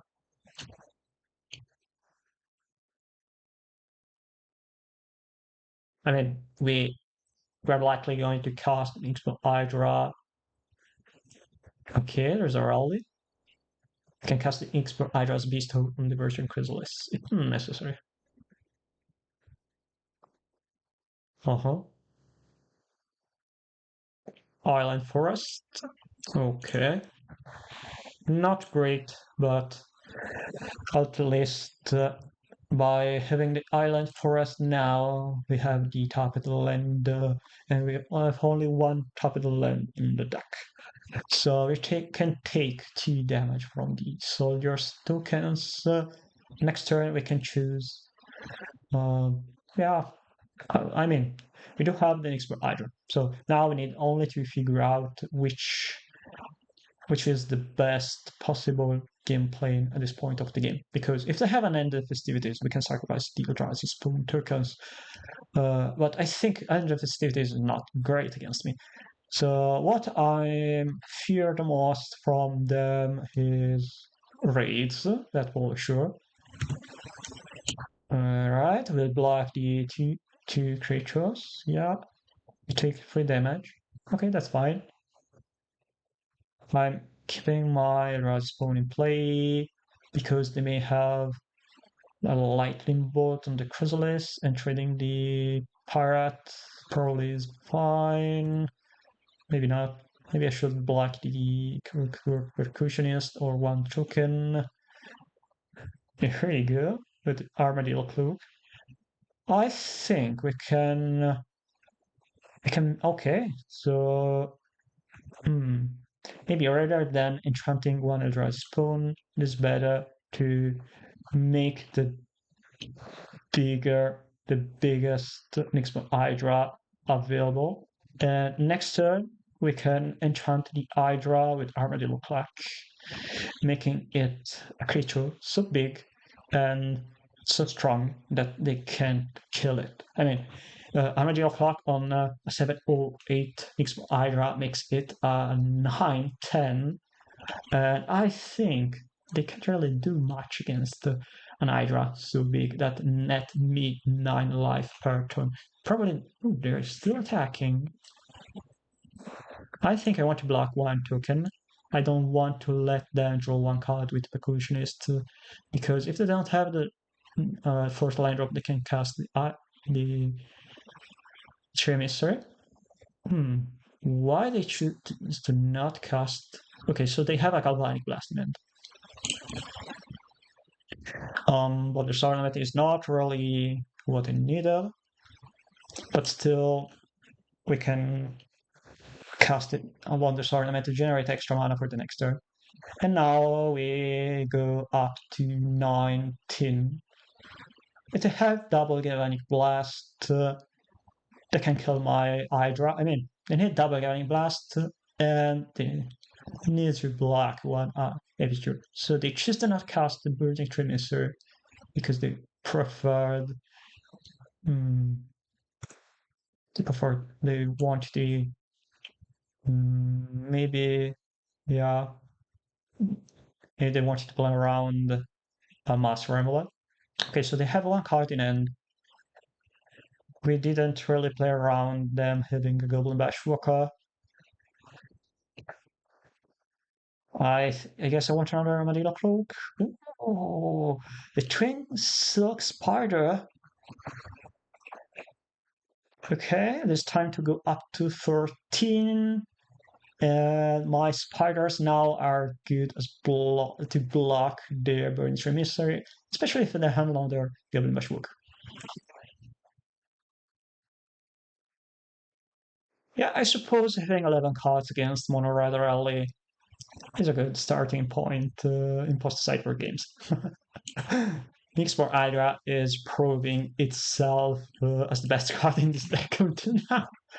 Okay, so I now we're able to win the second game thanks to the top deck Armadillo Cloak, which it is kind of painful because without the Armadillo Cloak, of course, I weren't able to win this game.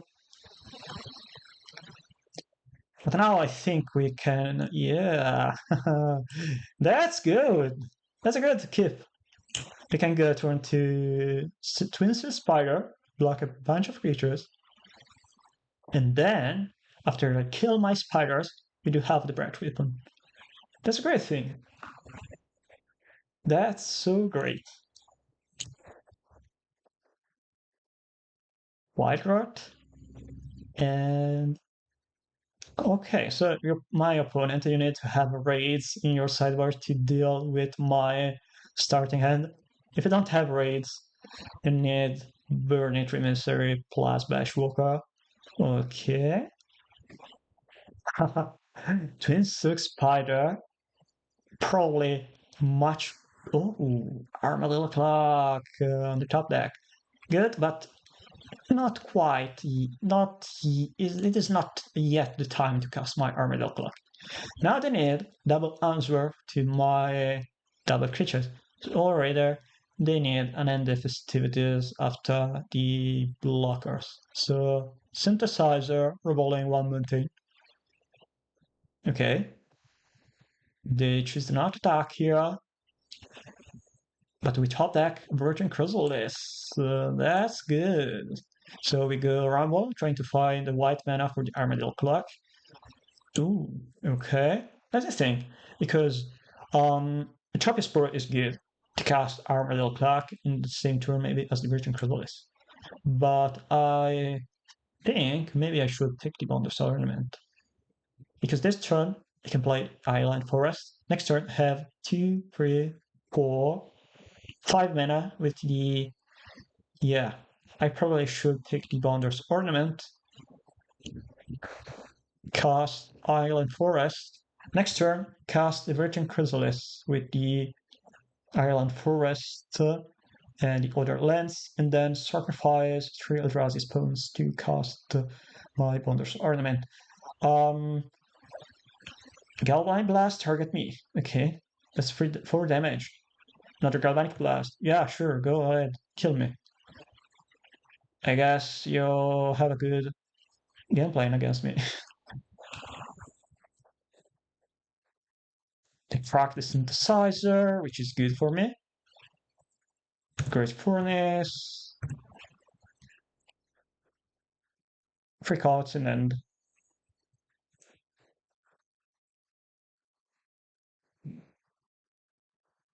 So now I need to stick my Armadillo Cloak on the Virgin Chrysalis. Okay. I boarded out my Arbor Elf, so there's no need to cast to target the same land. I'm casting the Virgin Chrysalis.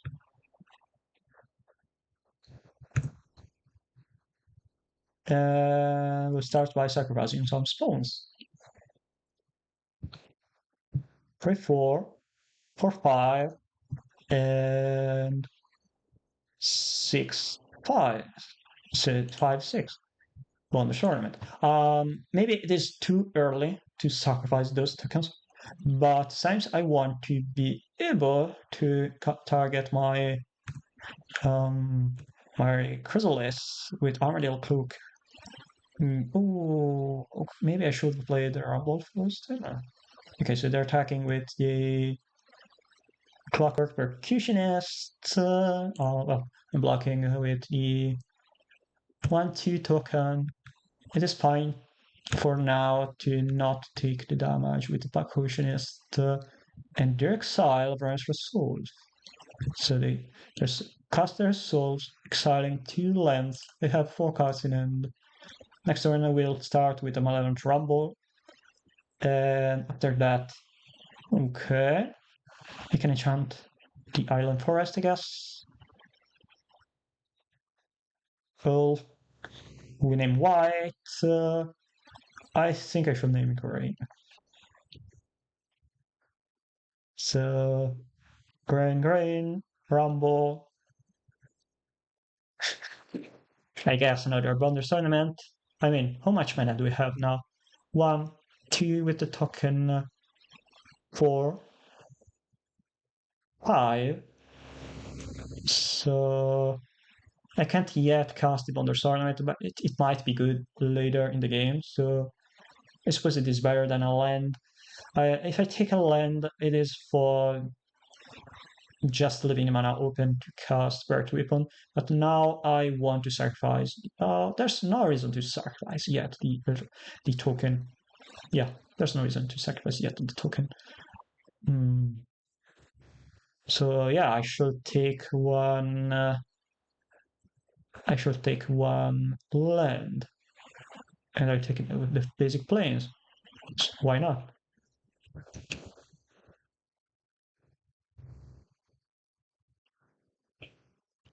It is time for my Chrysalis to be the biggest threat in play. Let's see if they want to block with everything. They choose to not block, that's good. We take back some damage. I mean, we gain some life. And next turn we start drawing with the Bonder Tournament. Okay, so if they aren't able to answer my Virgin Chrysalis, and the ways they can answer my Chrysalis is by blasting me with a Couple Galvanic Blast, or by having Raleigh, Burn Trinister, and Bushwalker. The game is pretty much over thanks to Armadillo Cloak, the best possible card in any current deck. And there we go! Won again. And after losing only the first match in this Pauper challenge, I'm 3-1. So still need to win 2 games, two matches to be able to get in the top 8 of this 60 players Pauper challenge, which is good. I mean, we are still winning more than I was expecting on the start of this event. So I think I will eventually find by winning only another one match. Landing at 4-2 means that we are proving that the build is working good, is working fine, working well. But if we are able to top 8 this Pauper challenge with Naya Ponza, well, I will be quite happy with it. Alright, this is the first match of this Pauper challenge. We do have a very weird starting hand. I mean, we do have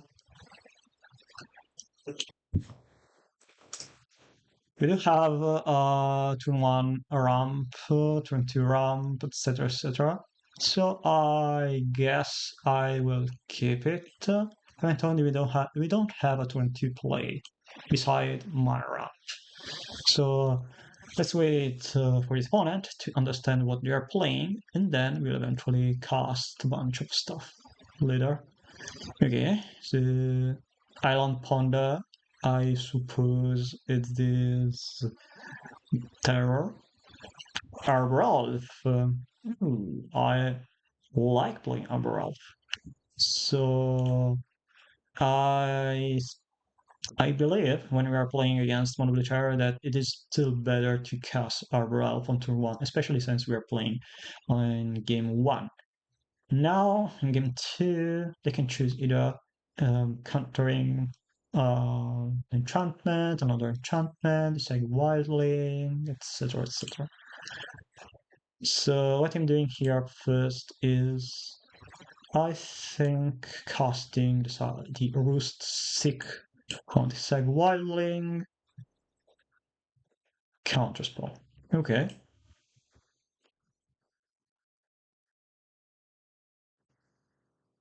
Because I was expecting from them I was expecting the the counter spell from them. So now I'm able to resolve my Utopia Sprawl, and later I can resolve the Virgin Chrysalis, eventually all the other stuff. So if they don't have, oh, pure thing, that's annoying. So that means it is the variant with a lot of Demon Fear, Panda, whatever it is. Okay.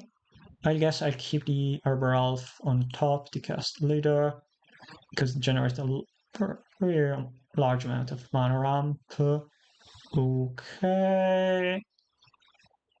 I go Wondrous Ornament. Next turn we have enough mana to cast Chrysalis onto whatever it is. So they have a Cryptic Serpent. Another Cryptic Serpent. With two cards left in hand. Here I can go Virgin Chrysalis.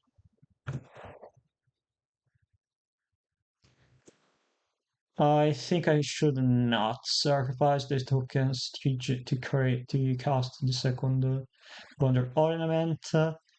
It is not so much relevant as the Arbor Elf and the Eldrazi Spawns, because with Eldrazi Spawns I can double block those Cryptic Serpents to at least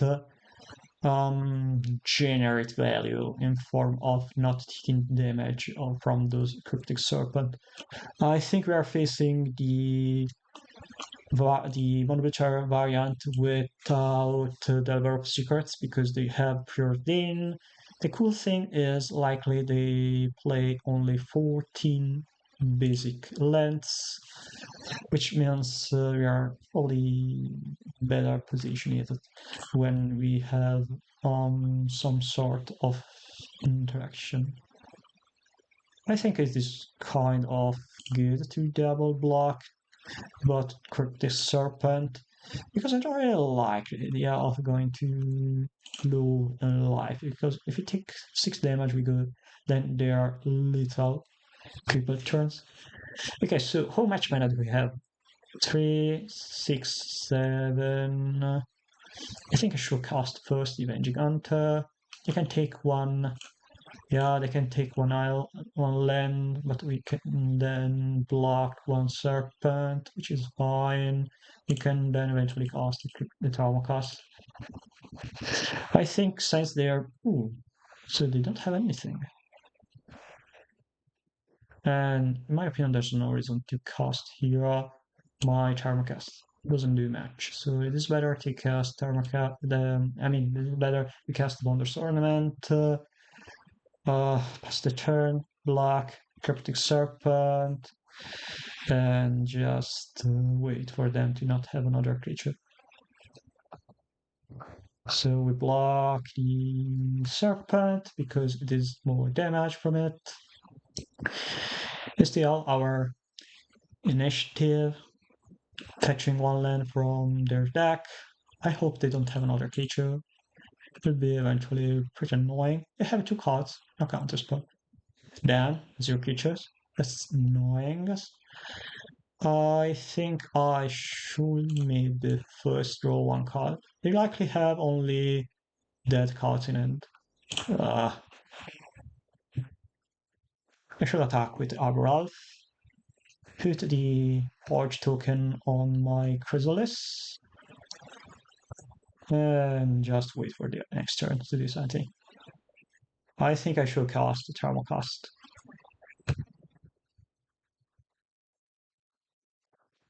Because, oh, I can gain 1 life from the Snooker Island. Counterspell. It's not a word count target for my Thermacast, but I like they choose to cast the counterspell on my Thermacast. Let's see if they're going to fizzle with that brainstorm. Very unlikely.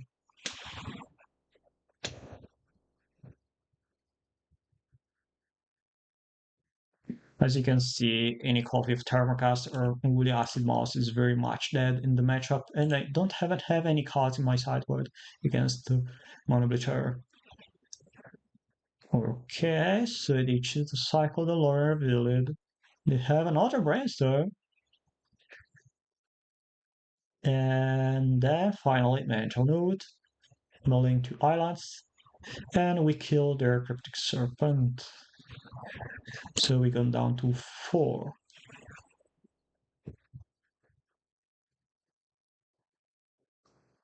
Let's wait for the opponent to do something now. We are of course forced to attack because another Avenging Hunter. Yeah, we can Thermocast first their island. Nice. Then we attack. I think I should attack first. And I should attack with my Arbor Elf. Oh wait, it is a 7/7. I should attack it with the Chrysalis. So we deal 5 damage to them. And then I hope they don't have a Force Spike. But I think they are not on Force Spike. So we draw a card, which will be a land, likely. Or a Wild Growth, why not? Okay, it's time for you to find... Ooh. They don't have Sleep of the Dead or Demon Furrier, which is great. We double block the Terror. They're killing the Chrysalis. And they skip. Okay, I'm very, lucky. I was very lucky. And then with Sunlight. So I'm expecting them bringing in Spreading Seas because it is now very the very reason to play this variant of Monoblitera is Spreading Seas in the sideboard alongside the other stuff, eventually to interact well with those Trance decks, which I was expecting to face with Ponza. But not Spreading anyway, even if they have a Spreading Seas stops mostly Chalkish Pro. Yeah, it can stop Arbor Elf because I cannot tap the Enchanted Land, but still probably is not the best possible play. Okay, I think I'm going to keep it. It's not the best possible starting end, but we have a lot of ramp and we can... So they have no... Okay, that's fine. Arnold is fine. We'll go Wild Route on the Mountain, Utopia Sprawl, and then next turn we can... Ooh, the second land drop. That's great!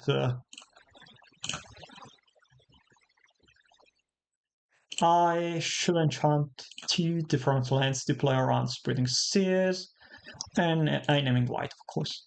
So next turn we go Gullet Paladin, because unless they top deck a land, but they play brainstorm, so they would way to find a land now is lower value, yeah, of course, but it is of course when we have Goliath Paladin, so I for sure will play my Goliath Paladin here, and Goliath Paladin unchecked against Blue Terror, so slow, it is kind of game over at this point of the game.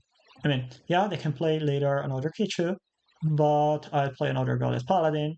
So yeah, I think I'm well placed in this game.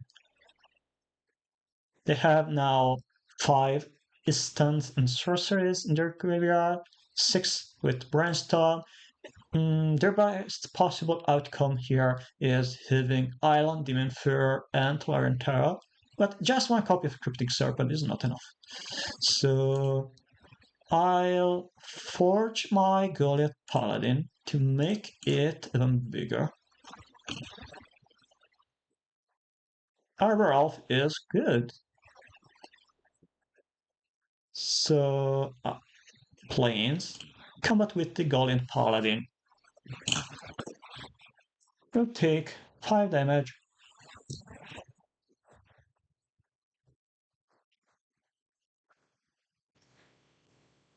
And Arbor Elf into Goliath Paladin. I'm choosing the trap room. Trap you. You go down to 10. And now I have a bunch of creatures that can be a little annoying for you. So 2 mana. What is that? Spreading Seas, maybe? Too late to cast Spreading Seas. Okay, 1 mana. Brainstorm. I suppose they'll have. We'll see probably a Demon Furor on my Violet Paladin. So how much mana do we have next turn? 2, 4. Is that a Demon Furor? Get shot. No Demon Furor. Great. We draw a card with Archives. No. Okay, so if they have a gut shot, I suppose they don't have. I suppose they don't have the Spreading Seas. Well, we'll talk with the Goliath Paladin. After all, why not attacking here? We can trade with one creature, which is probably good.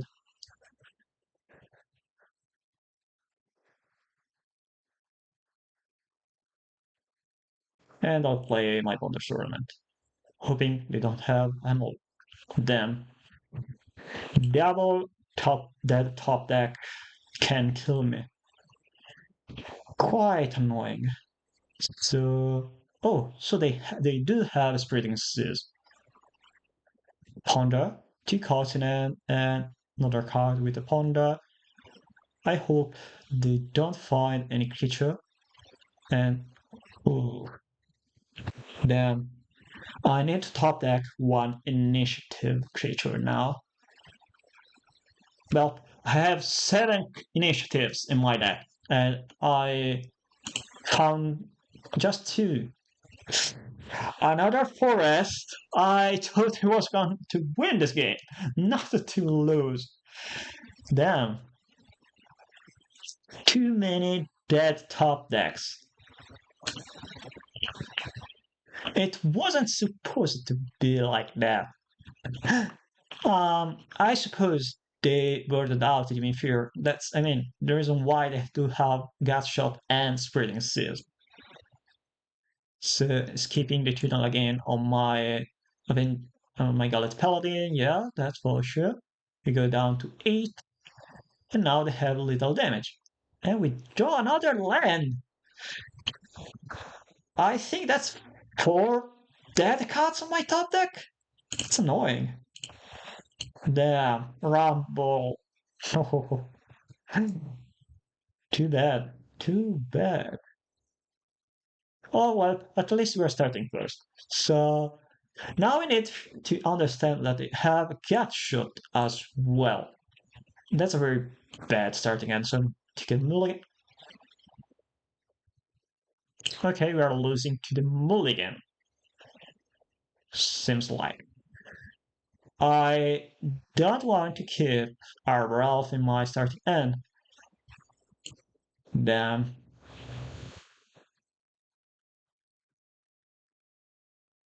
They move to 6. I think I maybe should keep the Mongoli Acid Moss. Damn. Because Mongoli Acid Moss is a land drop. And at this point, yeah, I should put Arbor Elf on bottom. Because Arbor Elf can be killed both by Spreading Seas and Gutshot. Because they can Spreading Seas my forest, and forest with the Spreading Seas on top is not doing anything. I mean, you can untap the forest with Arbor Elf if the forest is no longer a forest. I want Malevolent Trouble now. Rumble on top deck will be good.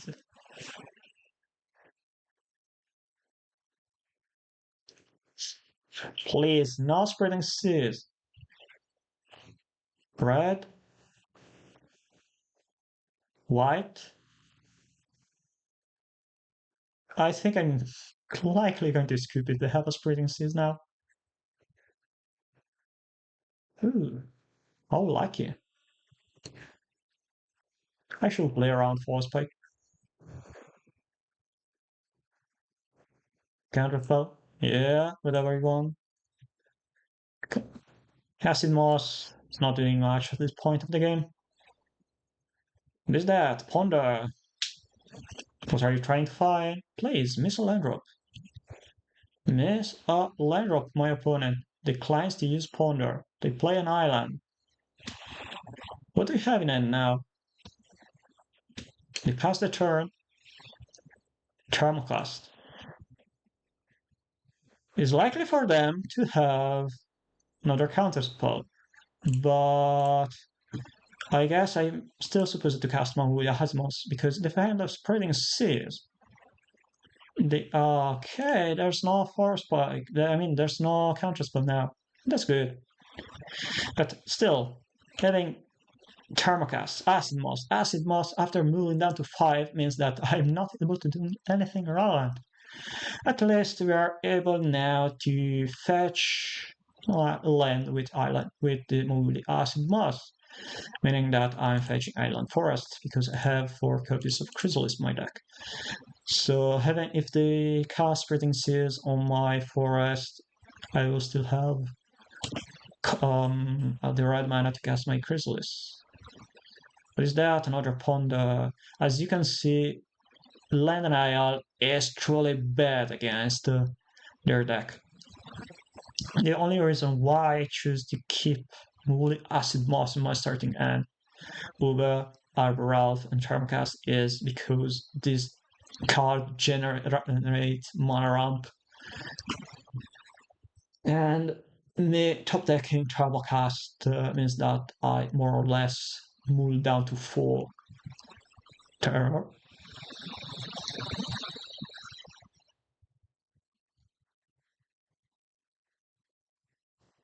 And Preordain, so they don't have a counter spell. I want to top deck Chrysalis or a bonus ornament.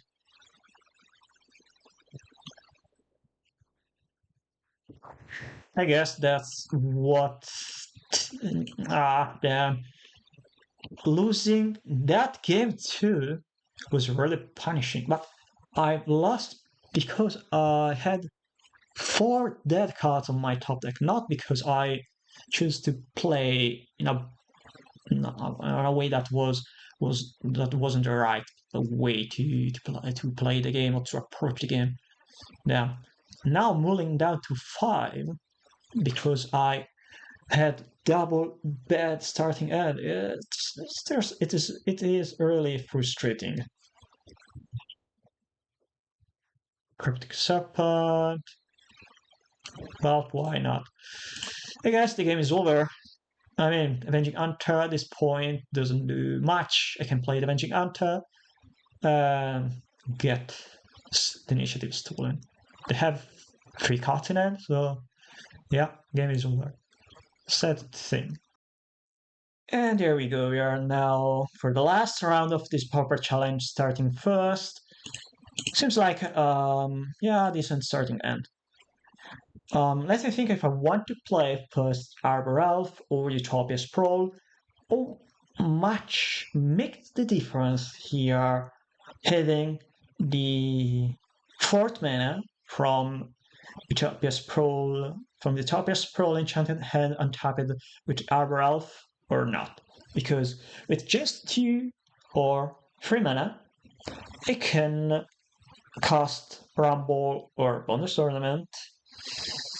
But if I have an Arbor Elf, I can then cast first Bonus Ornament and then Rumble. So, without knowing what your opponent is playing, usually with starting hand, you can say maybe you don't want to start with Arbor Elf because if they're playing, an example, on a Red Menace, you don't want to lose your turn 1 to Arbor to Loud Art. But since we do have a Saga Wildling and our turn to play might be at most Bonus Ornament into Malevolent Rumble, I think we can still prefer Arbor Elf on turn 1 because even if they kill it, I can then cast Saga Wildling, fetch a Forest, and then cast a Choppy Sprawl. So we are still having the mana ramp. We are losing not much as the mana ramp as we can expect. But if we don't play the Arbor Elf, but instead we play the Utopia Sprawl, probably is still better because I can then, by turn 2, cast. Yeah, we can play Utopia Sprawl, name White because we have the Golden Paladin. Then turn 2, play Sub Wildling, fetch Green. We now will then have 2 mana, 1 white mana and 1 green mana to cast Arbor Elf or Malevolent Rumble. So, with having a turn to play better than Bonus Ornament without having the second land drop, maybe it is much more safer and to have a turn 1 Utopia Sprawl because by playing Utopia Sprawl, we are sure to have we are sure to have 5 mana on turn 3 to play Goddess Paladin because by doing we should go Utopia Sprawl turn 1, turn 2 Saga Wildling, fetch Forest, cast Malevolent Rumble. After doing that, we'll then have 3 mana from the Forest and 1 mana from the Malevolent Rumble, and we can fetch all basic land with Malevolent Rumble to cast Goddess Paladin. Yeah. Okay. So, while waiting for the opponent, we figured out which is the right play, which is the best line. Now we wait for the opponent to start this match. We're against Watchwolf 92. I'm pretty much sure I will never be able to get in the top 8 because my opponent's match win rate percentage is too much low to get in the top 8 with a 4-2. So I'm aiming for the top 16, which is not a great result, but still we're getting 10 treasure chests compared to 200 play point for the top 24, which is not even the amount I spent to enroll in this event. It is probably better. So unless my opponent already dropped from the event, because I can see them in Where is my opponent? Right, so my opponent choose to keep a 7 cards starting end. And we go, as we said, with top is pro naming white. This one one play, and let's wait for the opponent to do something. They play planes, so another. Oh, as predicted, finally with this Mono Blue Faeries. Something similar. Okay, so at this point, I kind of believe that maybe I don't want to play my Goliath Paladin because we're facing Faeries. So I choose instead to cast my Arbor Elf. And casting here Arbor Elf is probably better. I'm expecting them to have some annoying stuff like, ooh, okay, we top deck and Utopia Sprawl, which is good. Okay, so they likely have a counter spell in end, so what I want to do here is casting Thermocast on the island, preventing them to cast counter spell on my Utopia Sprawl, whatever it is. That's fine. What we are doing here is casting Rumble. Ooh. We'll take the Raging Chrysalis. I was expecting to find a land to cast the Utopia Sprawl to name Red, but seems like we instead got kind of slow rolled by the Rumble, finding only another Utopia Sprawl and a Chrysalis, while binning 2 copies of Woolly Asimos, which is kind of good against Faeries. So now we're likely going to see if the opponent is playing Demir Faeries or Mono Faeries, because they can still be either decks. Demir Faeries is likely worse for us if they have double Ramal spell at this point.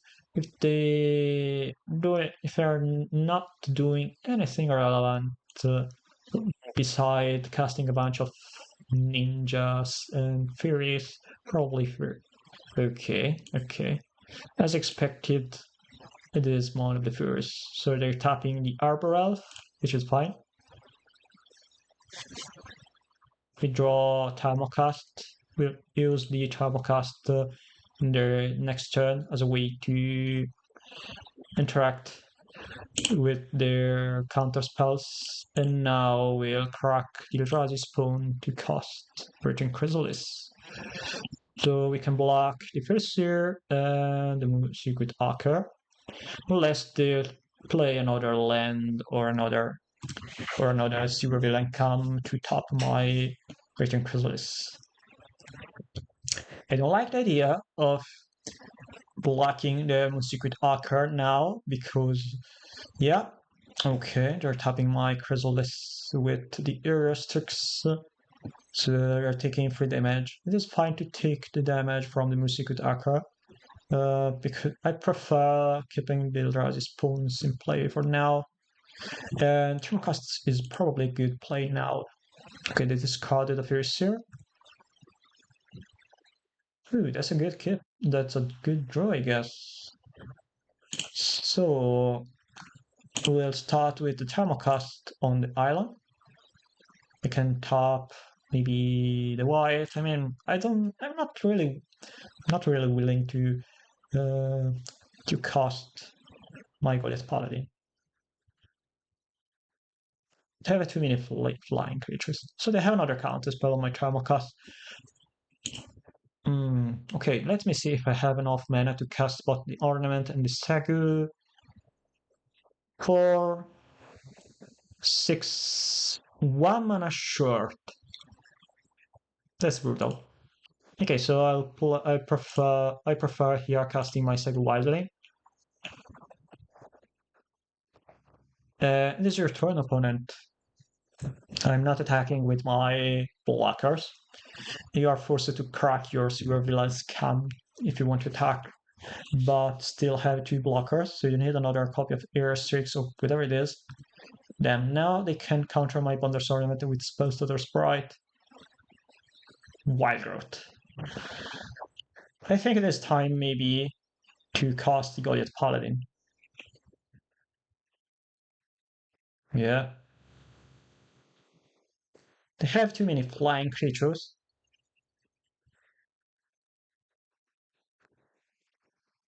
Hmm.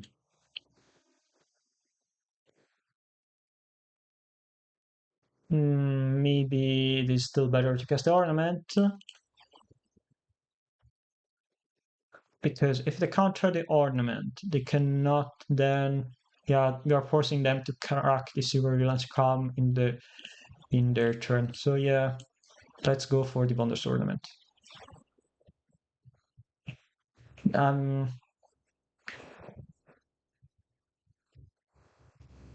so do you have the Sprite? I think you want to counter my. So now Sprite, that's quite good. Then let's go for the bonus ornament draw. Yeah, we can draw another land, of course. Why not? Okay, so Heaven, if you are behind them due to the presence of zero villains come and play and a bunch of flying creatures, you can top my Chrysalis. That's fine, I guess.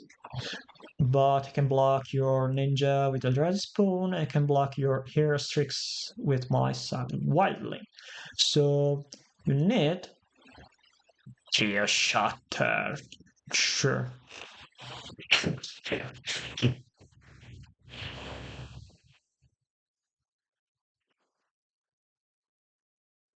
Yeah, I guess.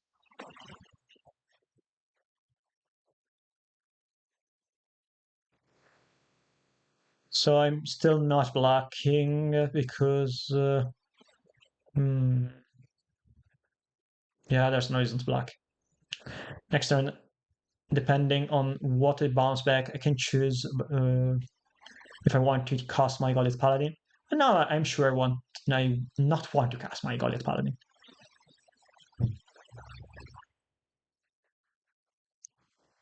So Clear Shatter is a very bad card by itself, but alongside Silver Villain's Kami is good. That's a good draw. And I think, damn, I probably should enchant my Eldrazi's Poem.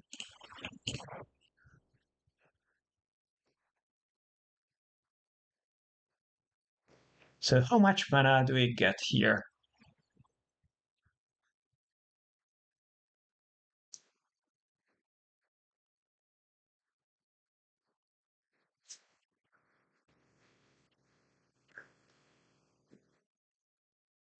Ten mana, 11 mana. Yeah, we should go for the next Hydra on the Eldrazi Spoon token. So by doing so, they can't do much with my token. I cannot talk because they aren't lethal in just yeah. I'm lethal next turn if I attack with everything. They can draw with their ninjas, which is not fine. But now they are forced to have another Brine Barrow intruder. If they don't have it, that's 12 damage. That's a lot of damage. So go, my opponent. And I haven't played around Silver Villains can GT because if they block my token, I can sacrifice. I can sacrifice the token. Ooh. I think they want to tap my Hydra. That's fine. All right. We're taking a lot of damage. Go down to 4.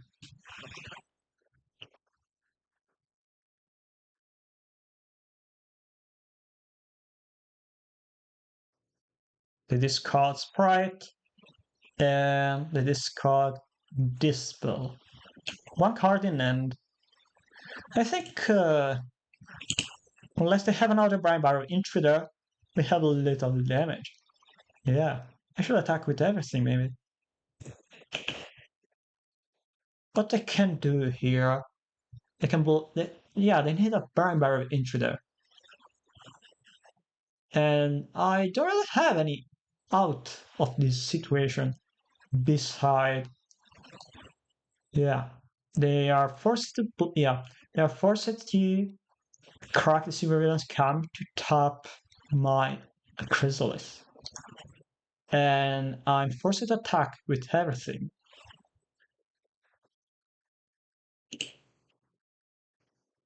Okay, there's, yeah, they're targeting my Drowsy Spawn. That's fine.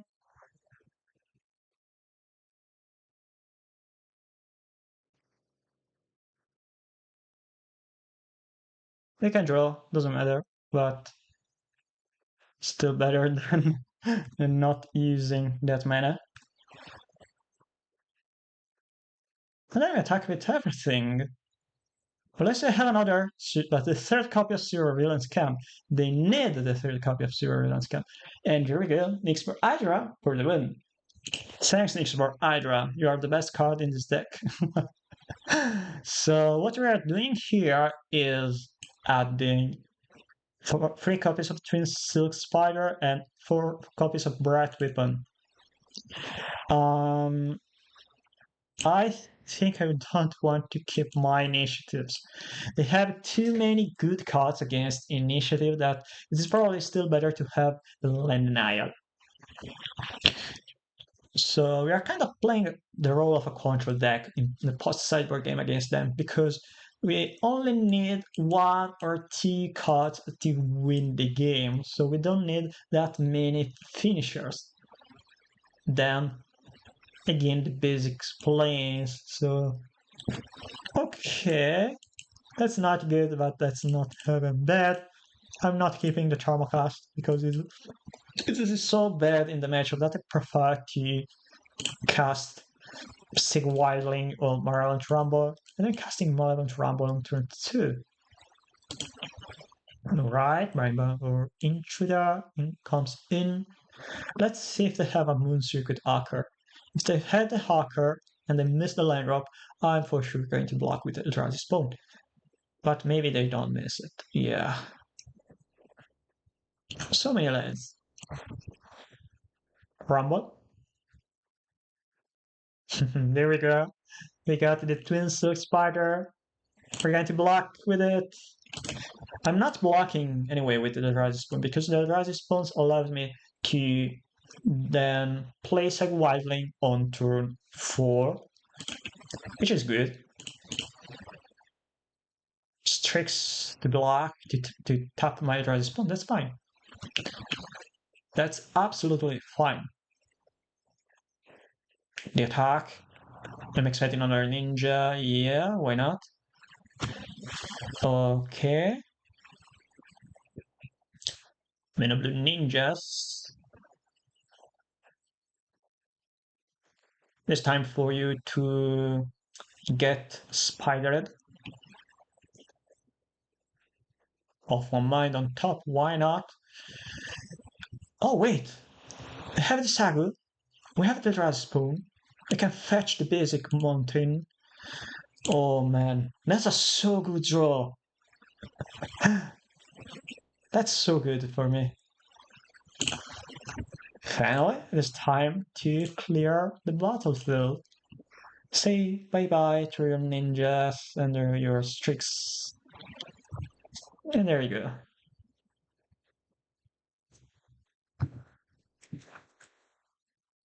2 mana. Spreading seas? That's not a problem. Thank you, you say, I guess. So, do you have another... Do you counter spell for my spider? There we go. I can block your Brine Barrier Intruder with my spooders. My spoilers. Oh no, my spiders. Okay, that's not a problem.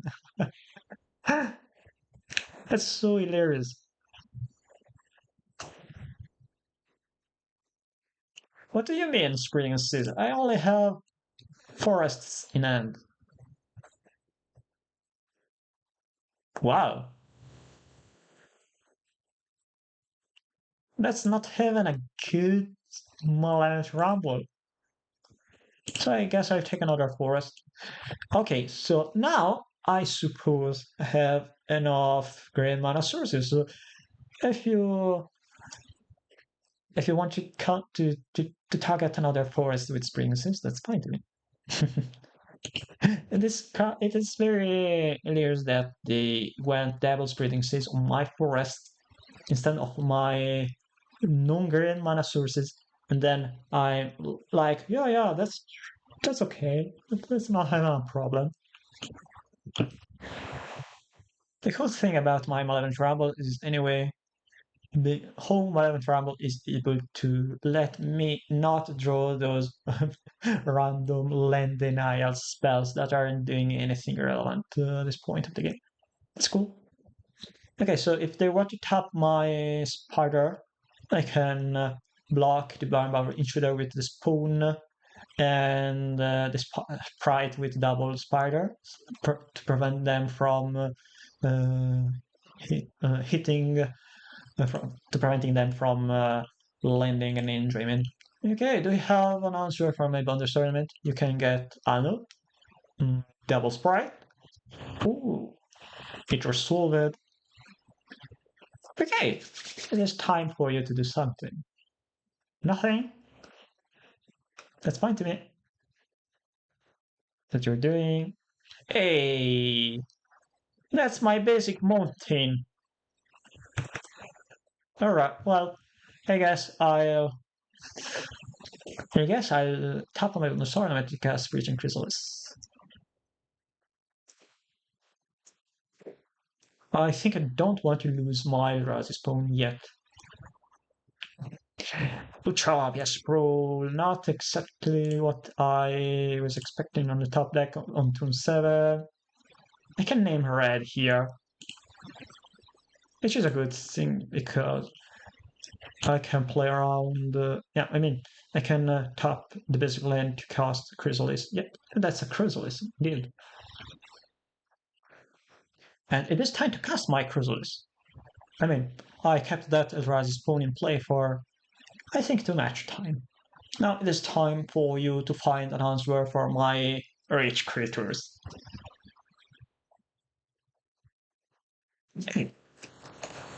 My Chrysalis! No, my Chrysalis! So he chose to keep in and the silver villains come. But this time, just to be able to kill my Faeries. Okay, that's fine, I guess. Rumble on the top deck. And we'll still draw with the bonus ornament. Another forest, why not? I tap the basic forest to cast Malevolent Rumble. Maybe I find another Chrysalis. Or maybe they have a Sprite, why not? Okay, so next turn I think they draw a Sprite, maybe? I don't know. Okay, so now I suppose they'll likely tap one spider to attack. Not yet. Okay. Another enchantment. I'll enchant the same land. If they want to counter it with sprite, it's fine to me. That's not even worth a counter spell, to be honest. I'm still tapping all those blue mana sources to draw with my Bonder Tournament. And finally, Cyber Wildling. Do I want to play around Force Spike? Maybe, yeah. Let's go Cyber Wildling. Get you a counter spell. Ooh. Now, counterspell means that I'm up on the race. Yeah, you can tap my side wildling with your silver villain scam. That's fine, I guess. Oh no, my dragon. Oh, they have more cards in hand compared to me, but I have a Bonders Ornament in play, which is a really cute artifact. Oh no, another Brian Varro intruder. Yeah. Okay, so if now they don't. Okay, another sprite. I think I want to block both Brain Barrel Intruders. No, no, no, no, no, no, no.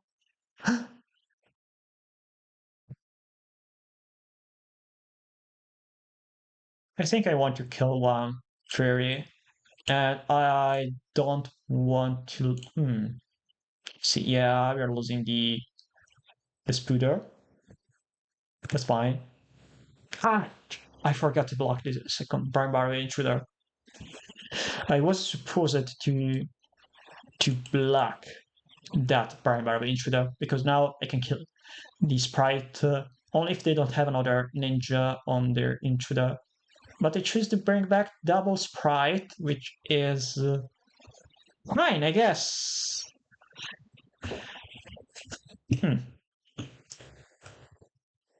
We lose one Spider.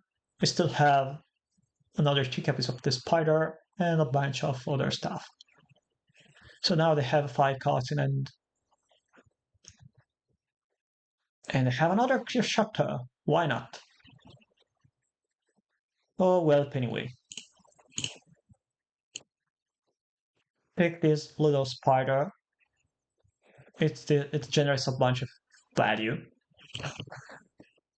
And I draw a card with my Wonders Ornament. Please let me draw something good. No. Utopias, bro. Well, I guess I pass. Are we losing this game now? I guess we are losing it. What is that? Artcast Ninja? Let's go. Pyramid Crant. 2 sprites in end. That's good, I guess. Thanks for my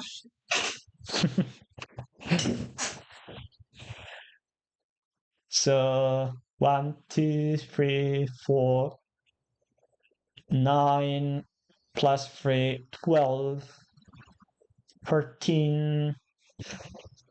I guess I can bestow my Eldrazi Spawn and start attacking with the Eldrazi Spawn. Yeah, why not? So we have little damage next turn with the Eldrazi Spawn.